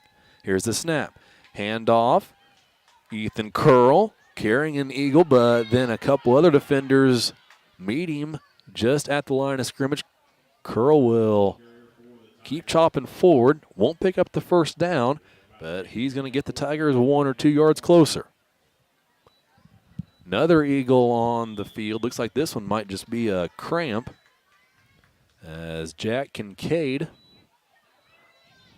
takes a couple of shots at the ground.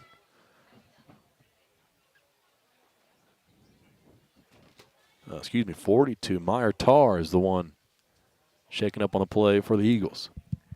Yeah, he's back down again. But yeah, I'm like you. I'm guessing probably a lot of cramps when it was like 95 before kickoff, and then that cold front came through. So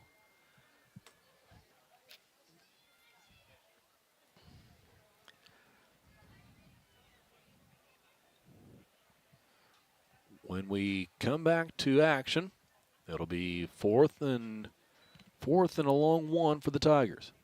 Make it 4th and 2. And like you said, Lenny, a big drive here to keep this going. That 3rd down was a big play, so that makes this 4th down an even bigger play. yeah, it's 4th and 2. So we've seen Ethan Curl get a lot more reps running the football with Eli Board out. Kohlmeyer been in on every play for the Tiger offense so far the second half. We're halfway through it, 6:03 to play, 3rd quarter.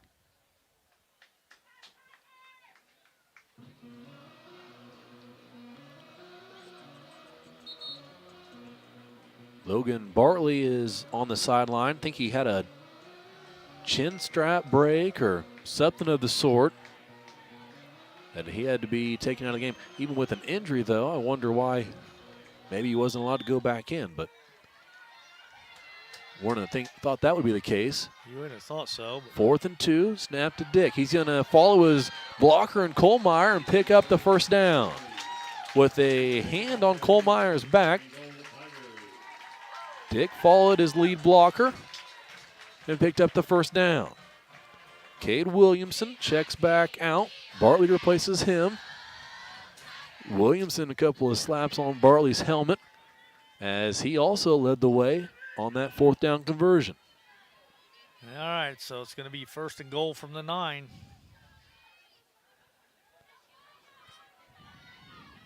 Here's the snap. Handoff left side. Kohlmeyer trying to get around an Eagle. Does, but Flags. a hold is going to be called. Kohlmeyer looking for the end zone. He finds it. He'll celebrate, but 2 flags on the field. This one's coming back.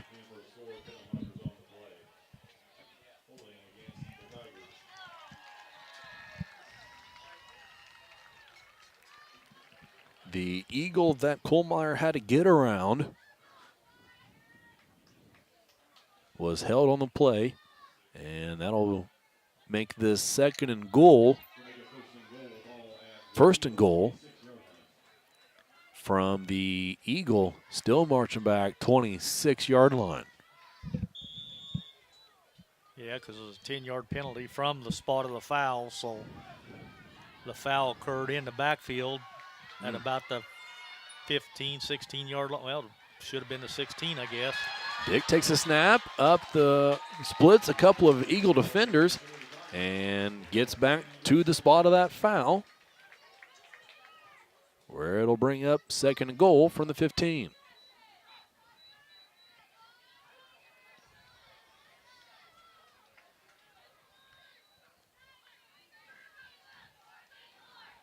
Bartley stretching out now at the right tackle position, making sure he doesn't cramp up. Crucial situation and spot for the Tigers. It's a pass to the left side. Drew Pinkston reels it in. Taken down to the 10, where it'll be 3rd and goal. Nick Moeller checking in.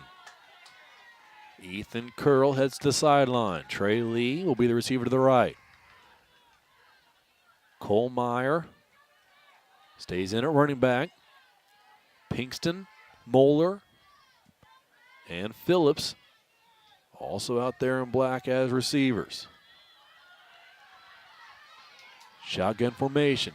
Moeller to Dick's left. Here's a handoff to Moeller. Moeller looking for the corner. Stiff arms an Eagle. Gets past him, then trips and falls down inside the 2-yard line. It'll be 4th and goal.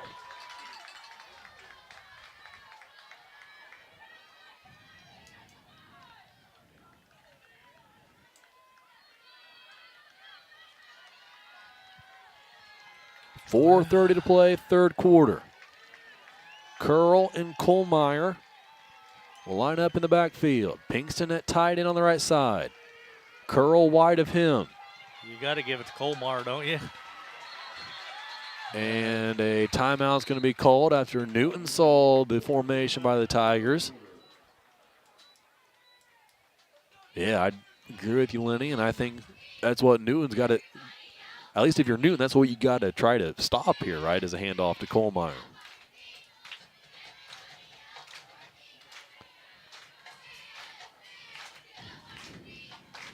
So the teams will head over to the sidelines. One receiver was out wide on either side for the Tigers, that formation.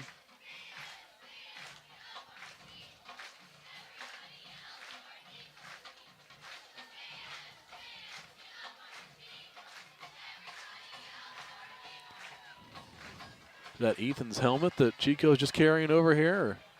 No, I guess Ethan's got his.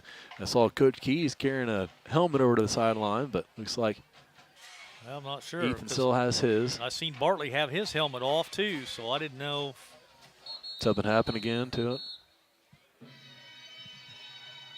Well, Ethan's got his, so I don't know whose helmet it is. Tiger offense will head back out onto the field. Looks like they're going to set up in the exact same formation that they were in before the timeout called. Eagles will line up with 8 men in the box. 2 receivers out way wide. Phillips and Lee both on the sideline. Shotgun formation. Dick takes a snap. Fakes a handoff. He's going to ride Kohlmeyer into the end zone. Touchdown, Tigers. Nobody touched him. It's 7-6. Tigers have pointed him away from tying this up. Bartley's slow to get up. He looks to be all right. He's noticeably battling leg cramps here. Something else we'll keep our eye on as we move forward. As the Tigers will set up and go for 2. Phillips wide left. Lee wide right. Same formation as they just scored on. Yeah, it worked last time. I'd do it again. That's right. Waiting for the exact play call. Under 10 on the play clock. Tigers got to hurry. 5 seconds left. Dick and shotgun. Takes a snap. Go right and will not make it into the end zone. Dag on it. As he stopped 1.5 yards or 2 yards short of the goal line. Tigers are able to get on the board, though. It's 7-6 with 4:10 remaining here in the third quarter. Let's see what that can do to the energy of the defense and hopefully get this crowd and hometown faithful back into this one, Lenny. Yeah, let's hope. Well, that still capped off a 78-yard drive, though, so that's got to be something positive.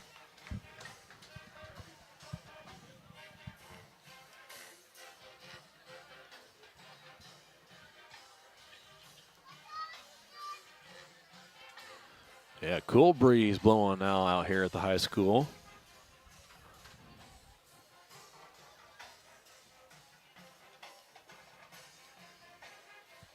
Not supposed to cool off too much tonight. No, it's the heat advisory was extended till tomorrow at 7, so they say it's going to be back up in the 90s again tomorrow. So, And even next Friday, when the Tigers will be at home again, supposed to be an 85-degree high on the 3rd. looks like we got another kid down there with his ice on his other shoulder. I didn't catch his number, though.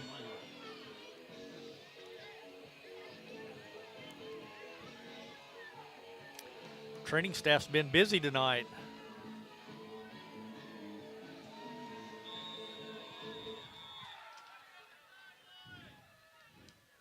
Kick is on the ground, mishandled by the Eagles. They've got a fall on it. They do.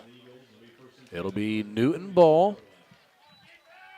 I think that was Christian Miller on the kickoff for the Tigers. Is that Yeah. right?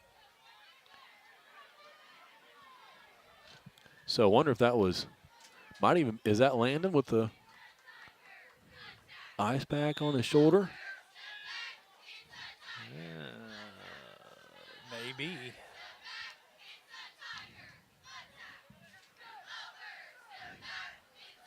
Newton offense onto the field for the first time this second half.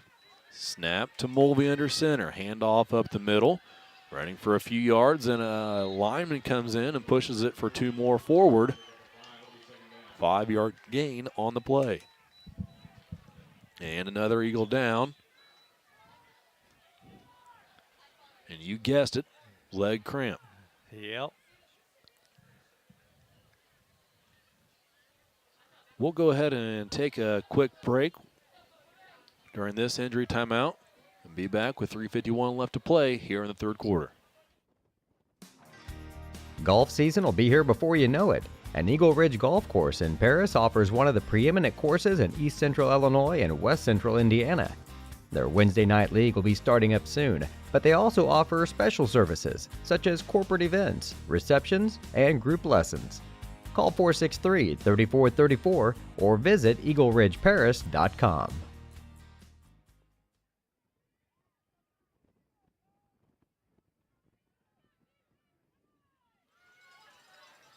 Teams are set to play again out of that timeout. Newton has a 2nd and 5, 1 yard shy midfield. Mulvey under center. 2 backs behind him, hands off to the fullback. 3 more yards picked up in a cloud of dust. It'll be 3rd and short for Newton.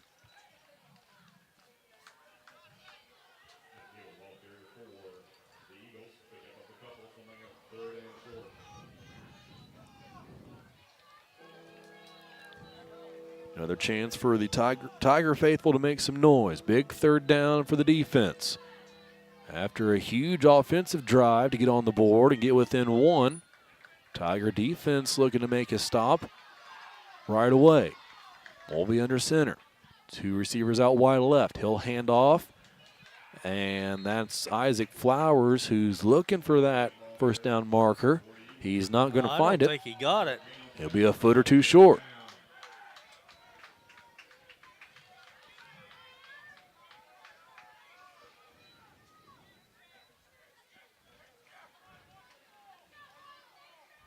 You'd almost bet they go for it this time, though. So Looks like Mulvey is coming back out onto the field after getting the play call.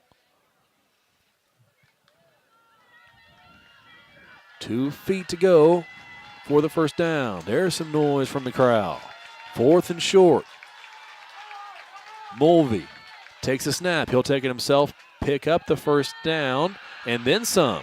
He got all the way through and out to the 35-yard line of the Tigers. It'll be first down Newton.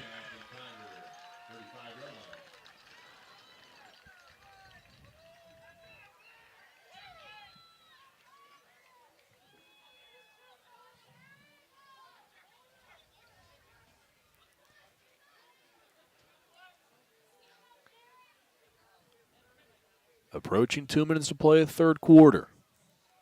Newton looking to answer the score of the Tigers. 1 receiver out wide, both sides. Mulvey under center. Handoff fullback. Up the middle for a gain of 1.5, maybe 2. It'll be 2nd down.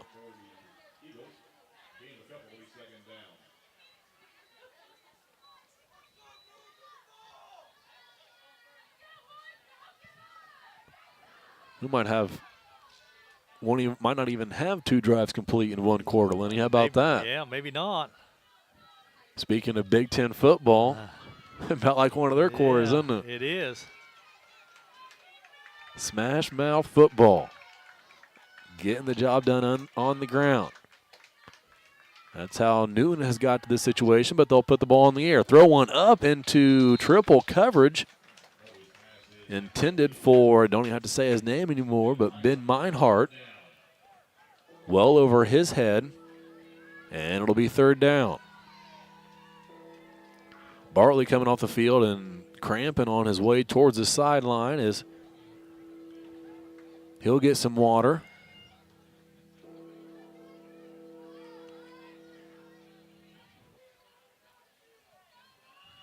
There's 1:06 left, third quarter.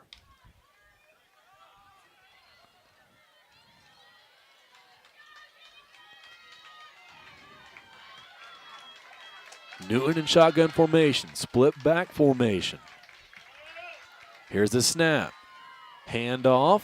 Up the middle goes Flowers, and Maybe didn't get it, but he got close. had enough momentum for whenever he did take a couple of hits by Tiger defenders, he was able to fall forward and get close to that first down marker.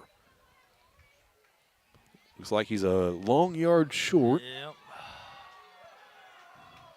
We'll see what the fourth down call is here as Mulvey comes back out on the field for Newton.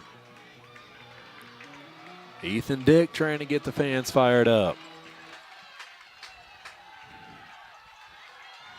Mulvey has the Eagles set under center.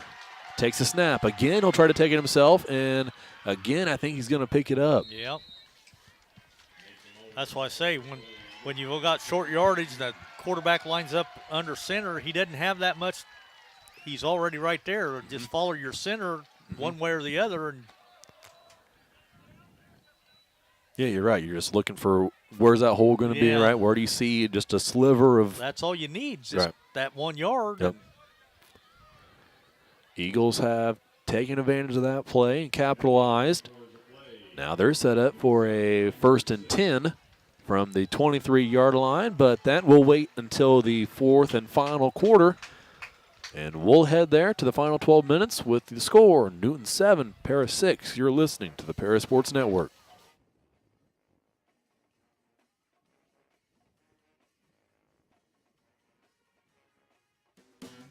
Great Heart Seed is dedicated to providing the American farmer with the most profitable corn, soybean, wheat, and alfalfa lines. Their vision is to work on your farm, helping you build higher yields and bigger profits. Contact them at 465-4132. Great Heart, great yields.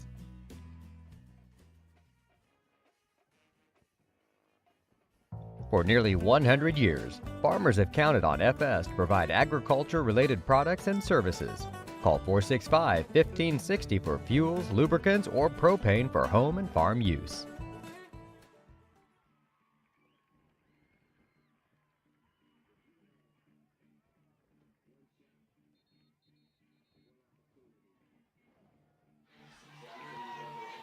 Before we get set for fourth quarter action, you all might have seen Coach Claude Felcher's post about the passing of Dick Duvall from St. Joe Ogden. Yeah, Coach Duvall, 28 years of coaching, 250-plus wins, appeared in 5 state championship games, and had 0 losing seasons in 28 games at St. Joe Ogden. So, yeah, he was quite a coach. He was. Thoughts are with St. Joe Ogden, one of the greatest in IHSA history there. Back to Paris, 1st and 10 for Newton. Here's a handoff to Flowers. Tiger defense got through, were able to stop him. Flowers was able to get back to the line of scrimmage, though. It'll be 2nd down.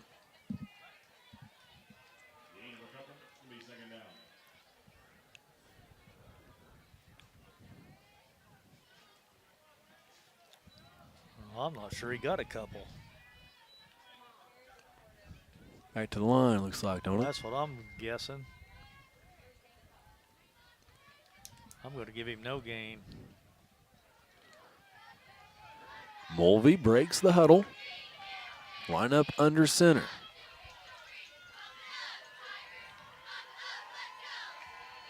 Mulvey takes a snap. He's going to throw right side. Finds his target. You know who in Meinhardt. Meinhardt. Phillips brings him down after Meinhardt was shifty for a second. That bought him a few extra yards, and it'll be 3rd and 4, 3rd and 3 for the Eagles. Shorter than that, isn't it, Lenny? 3rd and 1. 3rd and about 1. Shifty enough to buy him a handful of extra yards. Couple of substitutions for Newton.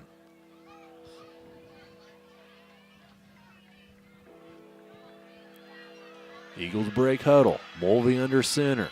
3rd and 1. 2 backs behind Mulvey. Tigers show pressure. They bring it. Handoff up the gut to the fullback, who will pick up enough for the 1st down. And it will be close to a 1st and goal situation. They're going to mark him just outside the 10-yard line. So it'll be difficult to pick up another first down without getting into the end zone. Yeah, it's possible, though. It's possible, isn't The it? ball's actually spotted on about the 10.5, so. 2 minutes gone by here in the final period. Tigers need to stop. That we do. Mulvey under center. Takes a snap, spins around, hands off Flowers. Flowers looking for the end zone. He's going to find it. Ball was loose, and the Tigers got it. That's Trey Lee out of there with it. Haven't seen a signal yet. Yeah, there it is. Yeah, touchback. Tiger ball. Awesome.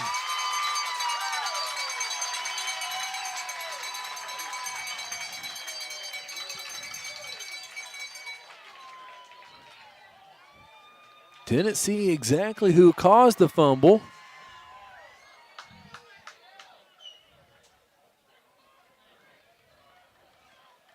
Maybe Nick Moeller back there. Flowers was really close to the goal line when he lost it. And all he's got to do is break the plane, so I'm surprised they didn't give him the touchdown, to be honest. Fortunately, however, though, they gave the Tigers the ball. Here's a handoff. Going to the right side is Moeller. Tries to hurdle or jump over an Eagle. Picks up 6-7 on the play. It'll be second and short for the Tigers.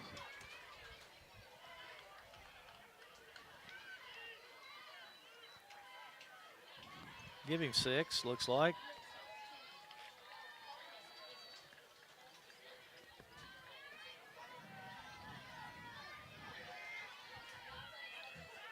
Dick in shotgun. Running back to his left and right. Fakes the handoff to Moeller. Will take it himself. Up the middle. He's got the first down and then some. Churning his feet. Trying to get to that 35-yard line. He'll fall short of that. But it'll be a new set of downs for the Tigers.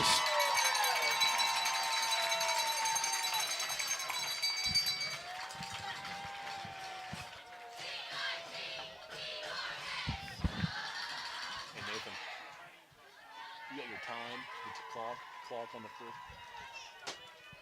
See that? First and 10, under 9 minutes to play. Two running backs to either side of Dick. Switches arms as he's got it himself. Another first down. Shakes past a Newton Eagle and then again gets bent awkwardly backwards. So he kind of fell into an Eagle and he has just let go of his dinner, didn't he, Lenny? Yep. Awkward hit on Ethan Dick as Braylon Nugent's going to check in.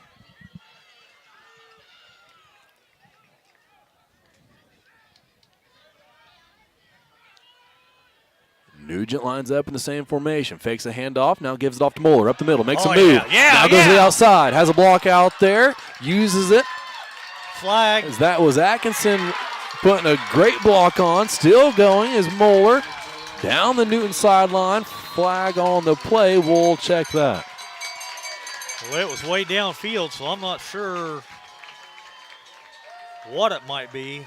Maybe face mat? Oh, no, they're going to call a hold against Paris. Oh, man.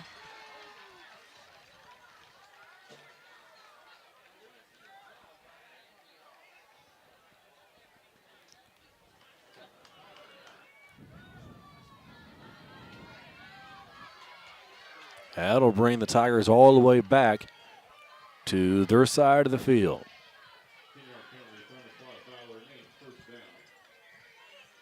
That looks like it's going to be 1st and 10 again.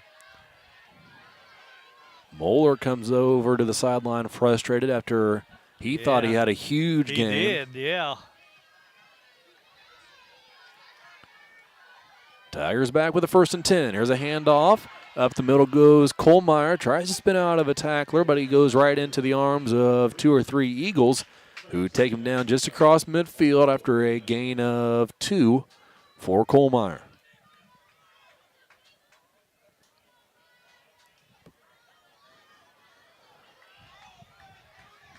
.7:20 to play 4th quarter. Ethan Dick back up on his feet on the sideline.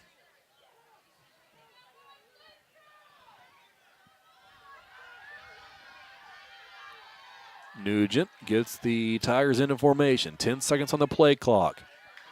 One man to his left. That's Kohlmeyer. Here's a snap. Handoff to Kohlmeyer. Up the middle. Spins around. Still going. Taken down by 4 or 5 Eagles, but not till he gets to the 35-yard line of Newton. First down, Tigers. Good run by Brian that time.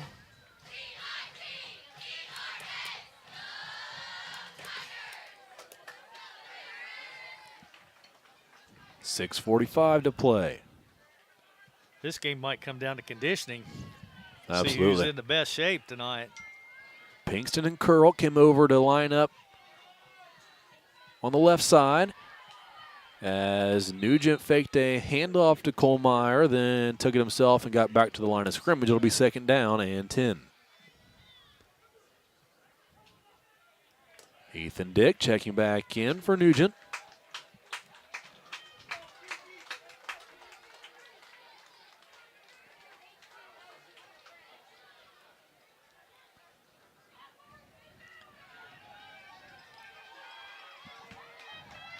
Six minutes to play.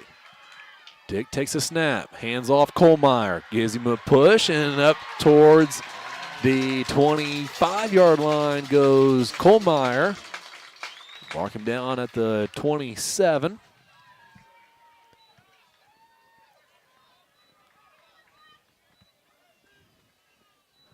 And it'll be 3rd and 2.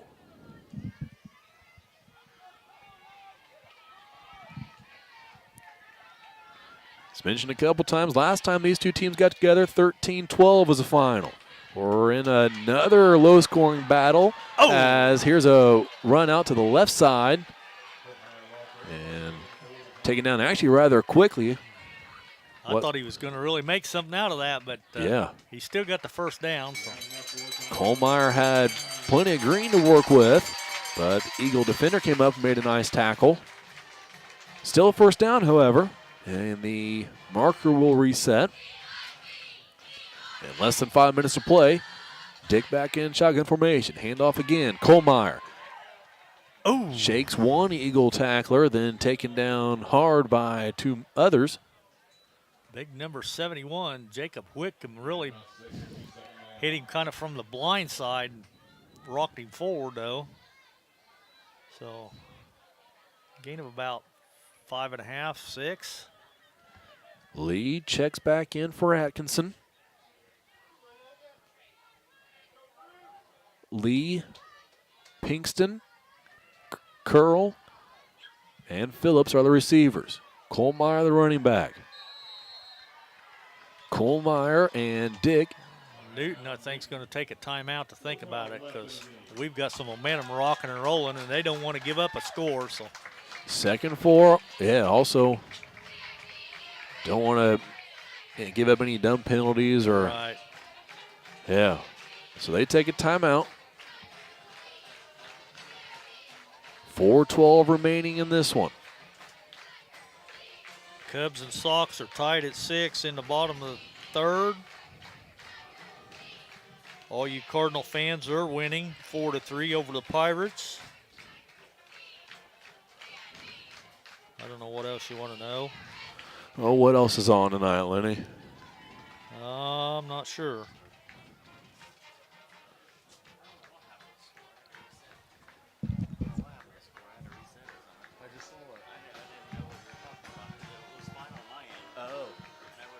It did that in volleyball.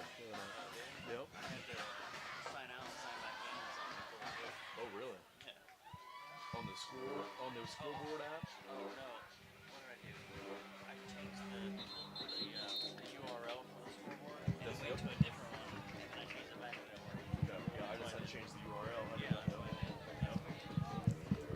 Yeah, the White Sox just went ahead of the Cubs, 7-6, still in the bottom of the 3rd. So Back in Paris, we are set for action. 4:12 remaining. Handoff, Kohlmeyer to the left side. Breaks through 2 Eagle defenders. And picks up another first down for the Tigers. Yeah, he did.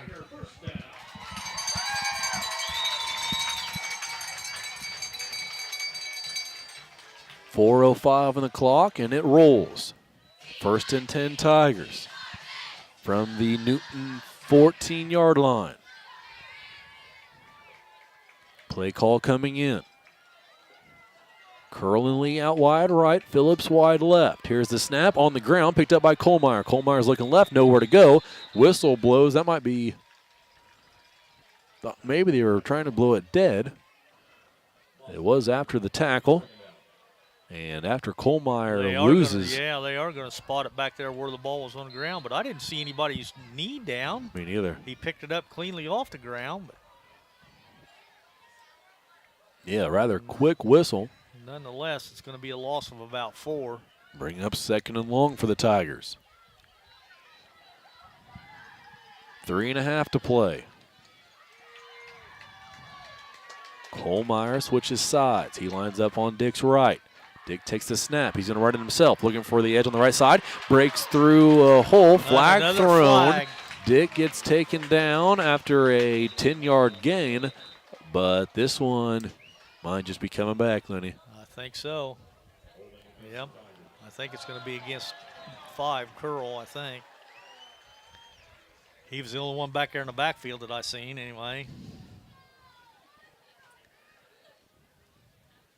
There's another score coming in while we're watching the official march it back. Colts and Lions playing preseason football tonight. 2017 Colts leading. Yeah, I think the Bears play tomorrow night. Always appreciate everybody joining us here on our YouTube page of the Paris Sports Network and filling up the comments, letting us know what you think. Being a part of our conversation our evenings here at Paris High School. Second and really long now for the Tigers. 3 minutes and the clock turns. Dick in shotgun. Takes the snap. He's going to face pressure. Pump fake and can't get it away. Sacked down by a couple of Eagles who broke through. That was Braxton Griffith and Jacob Wickham who combined for the sack. Third down. Wow. Third and forever now. Like 33. Less than 2:30 to play. Tigers have all 3 timeouts. Hope to not get to the situation where you need to use all 3. But the clock is ticking. 2:15 to play. Dick in shotgun. Kohlmeyer to his right. Takes the snap. Looking left. Had Moeller. Goes back the other way to Kohlmeyer. Still in the backfield. He'll make a cut. Go right up the middle. Good gain from Brian Kohlmeyer. Finally taken down to the 20-yard line. It'll be 4th down and still long. But he cut the distance in half. And with less than 2 minutes to play, the game might be on the line here with this 4th down.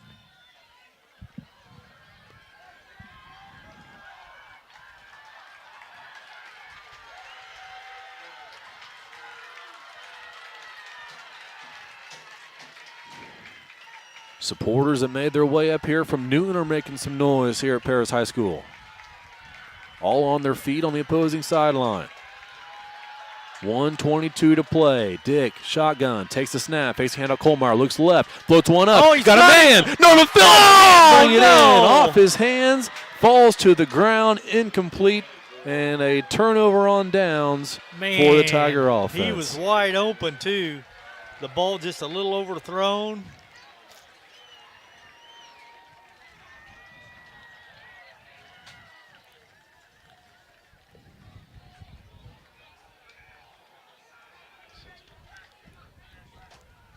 Oh, man, that's a killer there.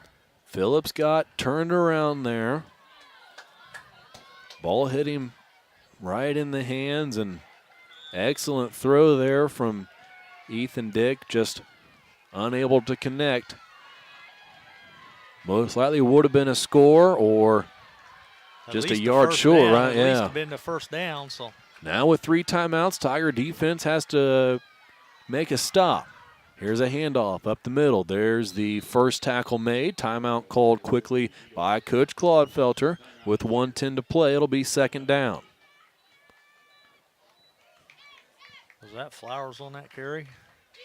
I couldn't see from here. I believe it was. Just looking back at the route Phillips ran on that play. Started in, then broke out. Really good route. Created plenty of separation. Just unable to finish the job there on that one. 2nd and 8 coming up for Newton with 1:10 remaining. Eagles lead by 1 here in this one.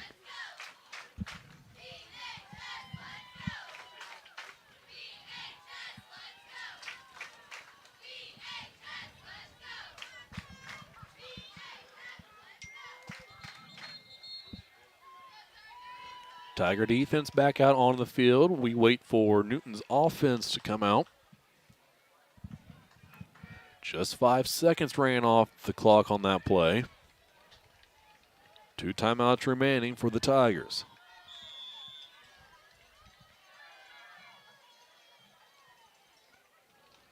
Newton breaks the huddle. Mulvey under center. Got to be a run. We'll see where they take it. Handoff right up the middle. Nowhere to go. Brought down just past the line of scrimmage. 1:02 on the clock. And the second timeout called by Coach Claudefelter. Indeed. Ball carrier picked up about 2. We remind you that if the Tigers are able to get a stop here on this third down, you might remember what happened earlier in the game on a punt attempt by Newton. Yeah. They've been using a rugby-style kick, which is where the punter will run to one side or the other. They'll shift their blockers to that side, buy some extra time for the coverage team to get downfield, and try to kick it the way they did the first time. That was perfectly executed, where not only is the coverage team getting down the field, but the ball is usually going to roll down the field in that style of kick. So that's how it went the first time. Second time, not so much, as we saw Brian Kohlmeyer get his hands on it and block a punt. So big stop here needed by the Tigers. And then maybe make a little magic happen, as we'll have less than a minute left when the Tigers would get the ball back in that scenario. First things first, got to get a stop here on third down. A turnover would really be huge. Secure the tackle, start punching at the ball. And the QB faked the handoff. Mulvey looking for the first down, and he is going to get it. What a play call from Newton. That might just seal the deal there. Mulvey faked the handoff to the left side, bootlegged out to his right, and held on to it and ran for 10, 12 yards and the first down.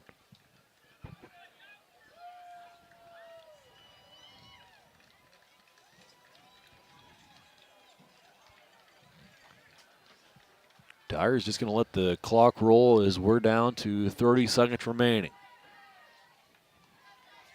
Tigers just hoping for a bad snap at this point. Mulvey under center. Takes the snap, drops to a knee, and that will do it. We'll see if the Tigers use their final timeout. I don't see think it. they will. No. And that'll be it. Week 1 comes to an end. And will send the Tigers home with a 0-1 record to start this 2021 season. 7-6 your final. Clock finally hits 0. Teams will line up to shake hands, and that's going to take care of business here in this one. We will take a commercial break and be back here with post-game stats and a post-game interview with Coach Claudefelter. You're listening to the Parasports Network.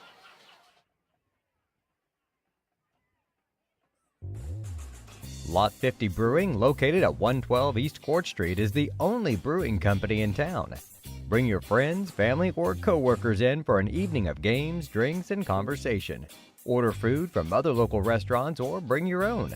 Stop in and watch the owners Bruce Young, Steve Combs, and Doug Smitkamp work for you. Lot 50 is open Wednesday through Sunday. Check them out at lot50brewing.com. Located at 500 West Jasper Street in Paris, Soleil Body Salon offers 5 lay-down and 1 stand-up tanning bed, as well as spray tan services. They also have a nail technician, an esthetician, and a hairstylist. Give Leslie and her staff a call at 465-7546.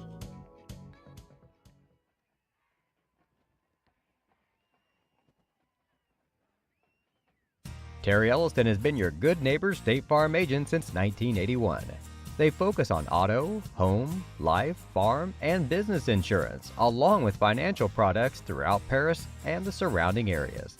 Their mission is to put the interest of others ahead of their own. They're committed to doing whatever is needed to meet their customers' needs and to truly be a good neighbor by serving the community in which they work and live. Call State Farm for a free auto insurance quote at 465-8548. Golf season will be here before you know it. An Eagle Ridge Golf Course in Paris offers one of the preeminent courses in East Central Illinois and West Central Indiana. Their Wednesday night league will be starting up soon, but they also offer special services such as corporate events, receptions, and group lessons. Call 463-3434 or visit eagleridgeparis.com.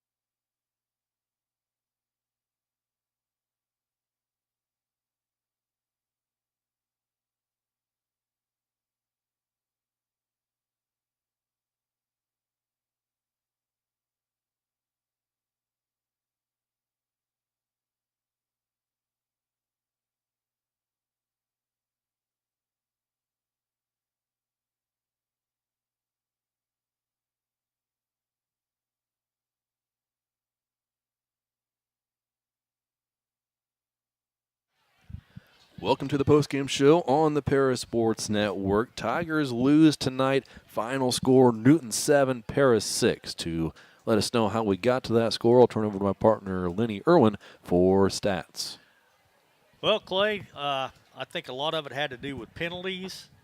Injuries played a key because, like we were talking off the air, had Landon Ingram not been injured, I'm sure we would have kicked that extra point and tied the score instead of going for the 2-point conversion that we failed on. So, but nonetheless, you could sit up here and second guess and make all kinds of excuses. And the bottom line is we still lost by 1 point, 7-6. And hats off to the Newton Eagles as Mason Mulvey, their quarterback, had a couple big key runs there in that second half to extend drives, keep that first down going. And he ended up the game with 4 carries for 24 yards. Isaac Flowers had 12 carries for 22. I got our fullback Dawson Deeds. I got him for 4 carries for 8. Throwing the ball, I got Mulvey 6 out of 12 for 56 yards and a touchdown.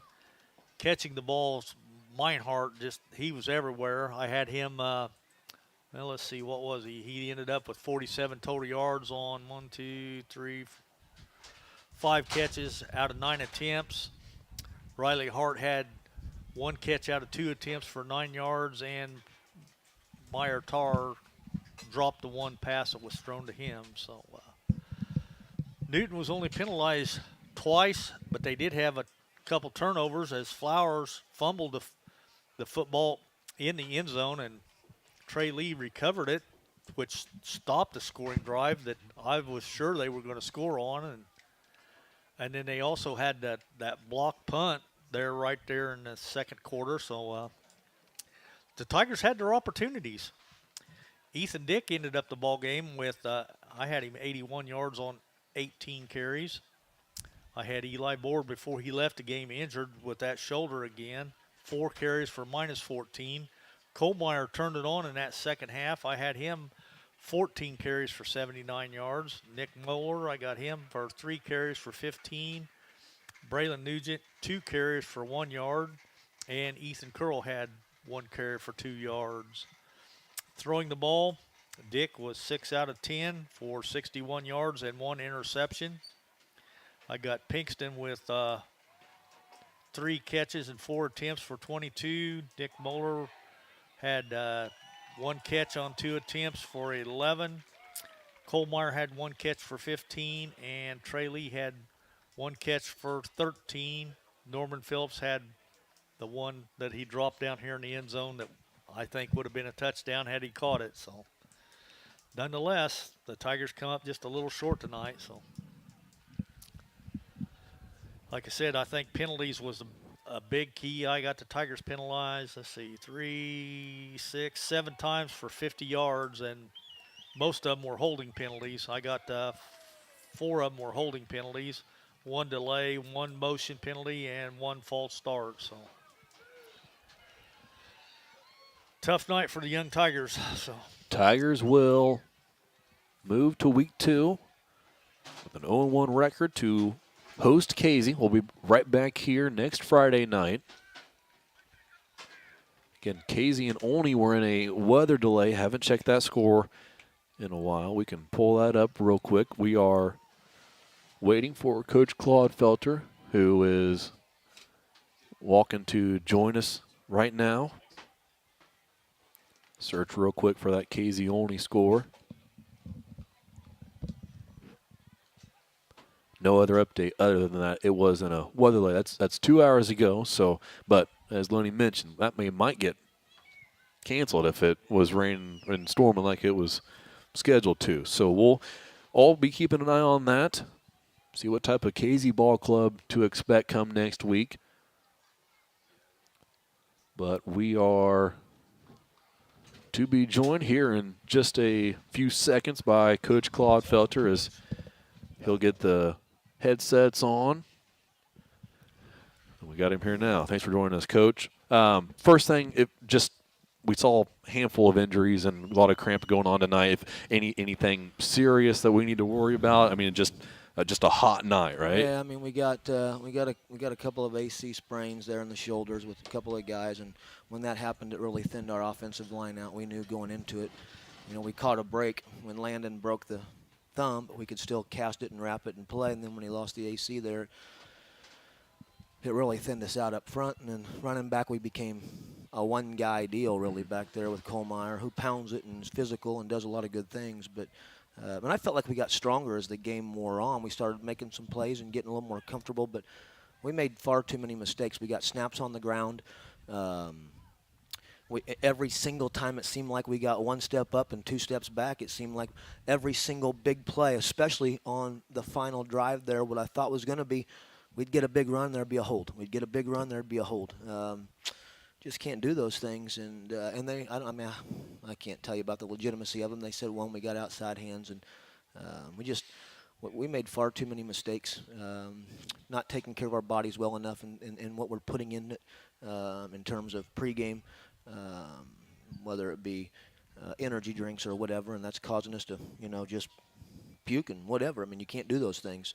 You got to drink. You got to get your body ready to play the game. And just overall disappointed because I feel like we're a better football team than we displayed tonight, and just huge disappointment. I mean, just all over and then we had some guys make a bunch of plays too. I mean, we got Pinkston on a couple of out route cuts. We got Trey Lee on the big shake route down here, and Brian Kohlmeyer, like I said, running. Mm-hmm. Dick made some plays, no question, with his feet.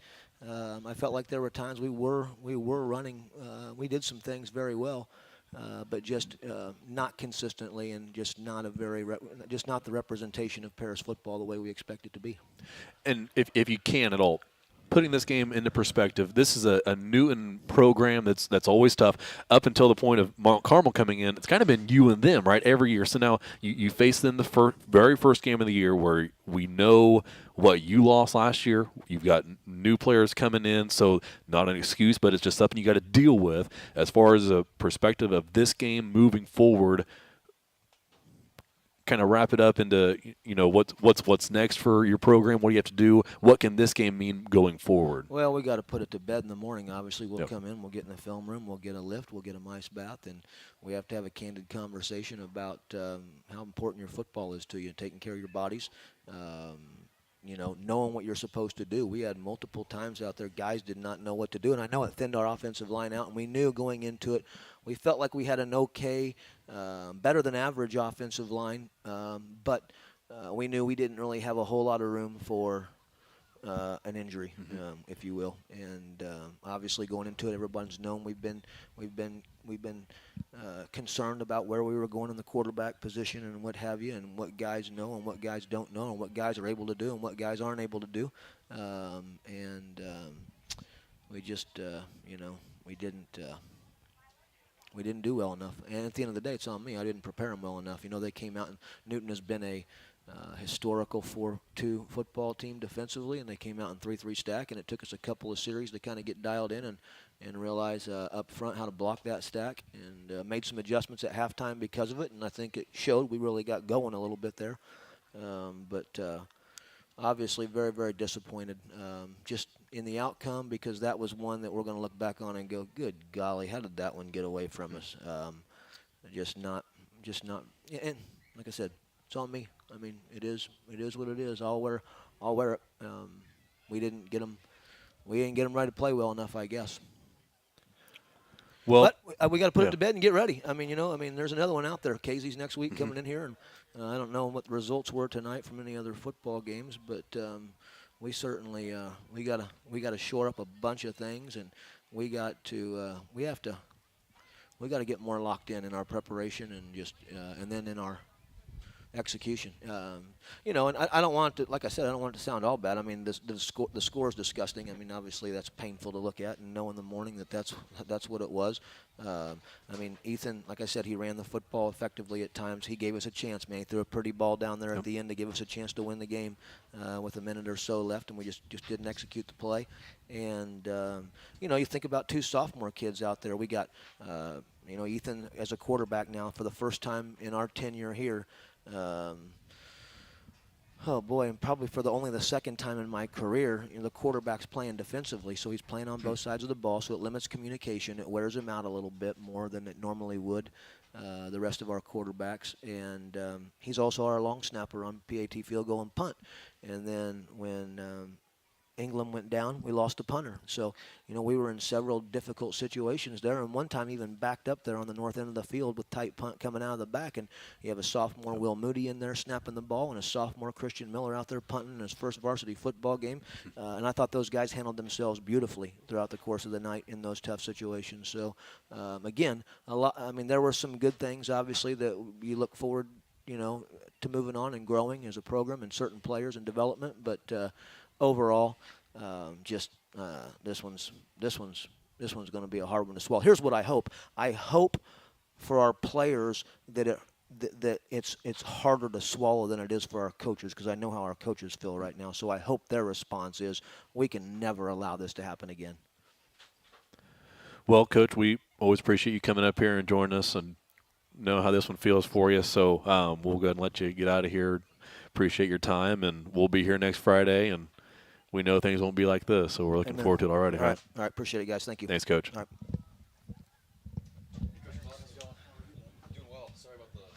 Thanks again to Coach Claude Felcher for joining us here on the post-game show of the Paris Sports Network. And, well, Lenny, that summed it up pretty well, didn't it, just as far as disappointment goes? Yeah, well, we knew everybody was going to be disappointed because he's developed a winning program here now, and anything less than a win, it's just not acceptable anymore. Right? Yeah, I mean, it just doesn't cut it. It's kind of like Aaron Rodgers up in Titletown, he said they're up there for titles, and anything less than titles are unacceptable. So that's just that's the mindset that everybody's developed around here since Coach Claude's came. I mean, he's taken us to the playoffs, and everybody expects that. And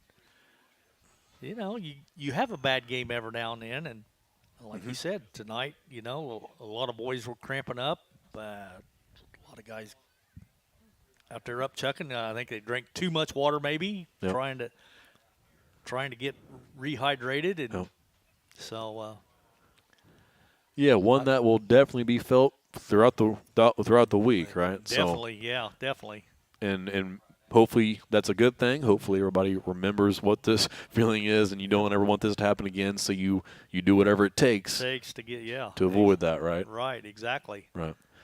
Well, with that, I think that sums it up for this evening. And again, appreciate you joining us here on the Paris Sports Network. Thanks to all of our sponsors from Step Farms and Excavation, Seed Solutions, Terry Elston State Farm, Line IFS, Country Financial, and Edgar County Community Foundation, along with all of our affiliate sponsors. Thank you for sponsoring Paris Sports Network. If you have any interest in becoming a sponsor, we still have plenty of time and plenty of spots available for you. So just reach out to any of us here or send an email to parasportsnetwork@gmail.com, and we'll be able to get your business a read on each of the broadcasts. Next one, I believe, will be that volleyball match on Thursday, right? Yeah. That'll be a home contest starting at 6 o'clock, so get ready for that one. First one from home this year for volleyball. And I'll see if I can't make that. Help you out a little bit, maybe. okay, yeah, I'll be down calling it in the gym. So Yeah. we'll have somebody hop on there and broadcast. So that'll be our next broadcast here on the Paris Sports Network. But for tonight, again, appreciate you joining us. Sorry we didn't have a better result for you, but Yeah. it's just the way it goes, isn't it? Growing pains. That's right. That's And right. I guarantee you, next week will be a lot different than this week. So I agree. So with that final score tonight, Newton 7, Paris 6. We are signing off here for Lenny Irwin. I'm Clay Bess. Thanks for listening. This has been the Paris Sports Network.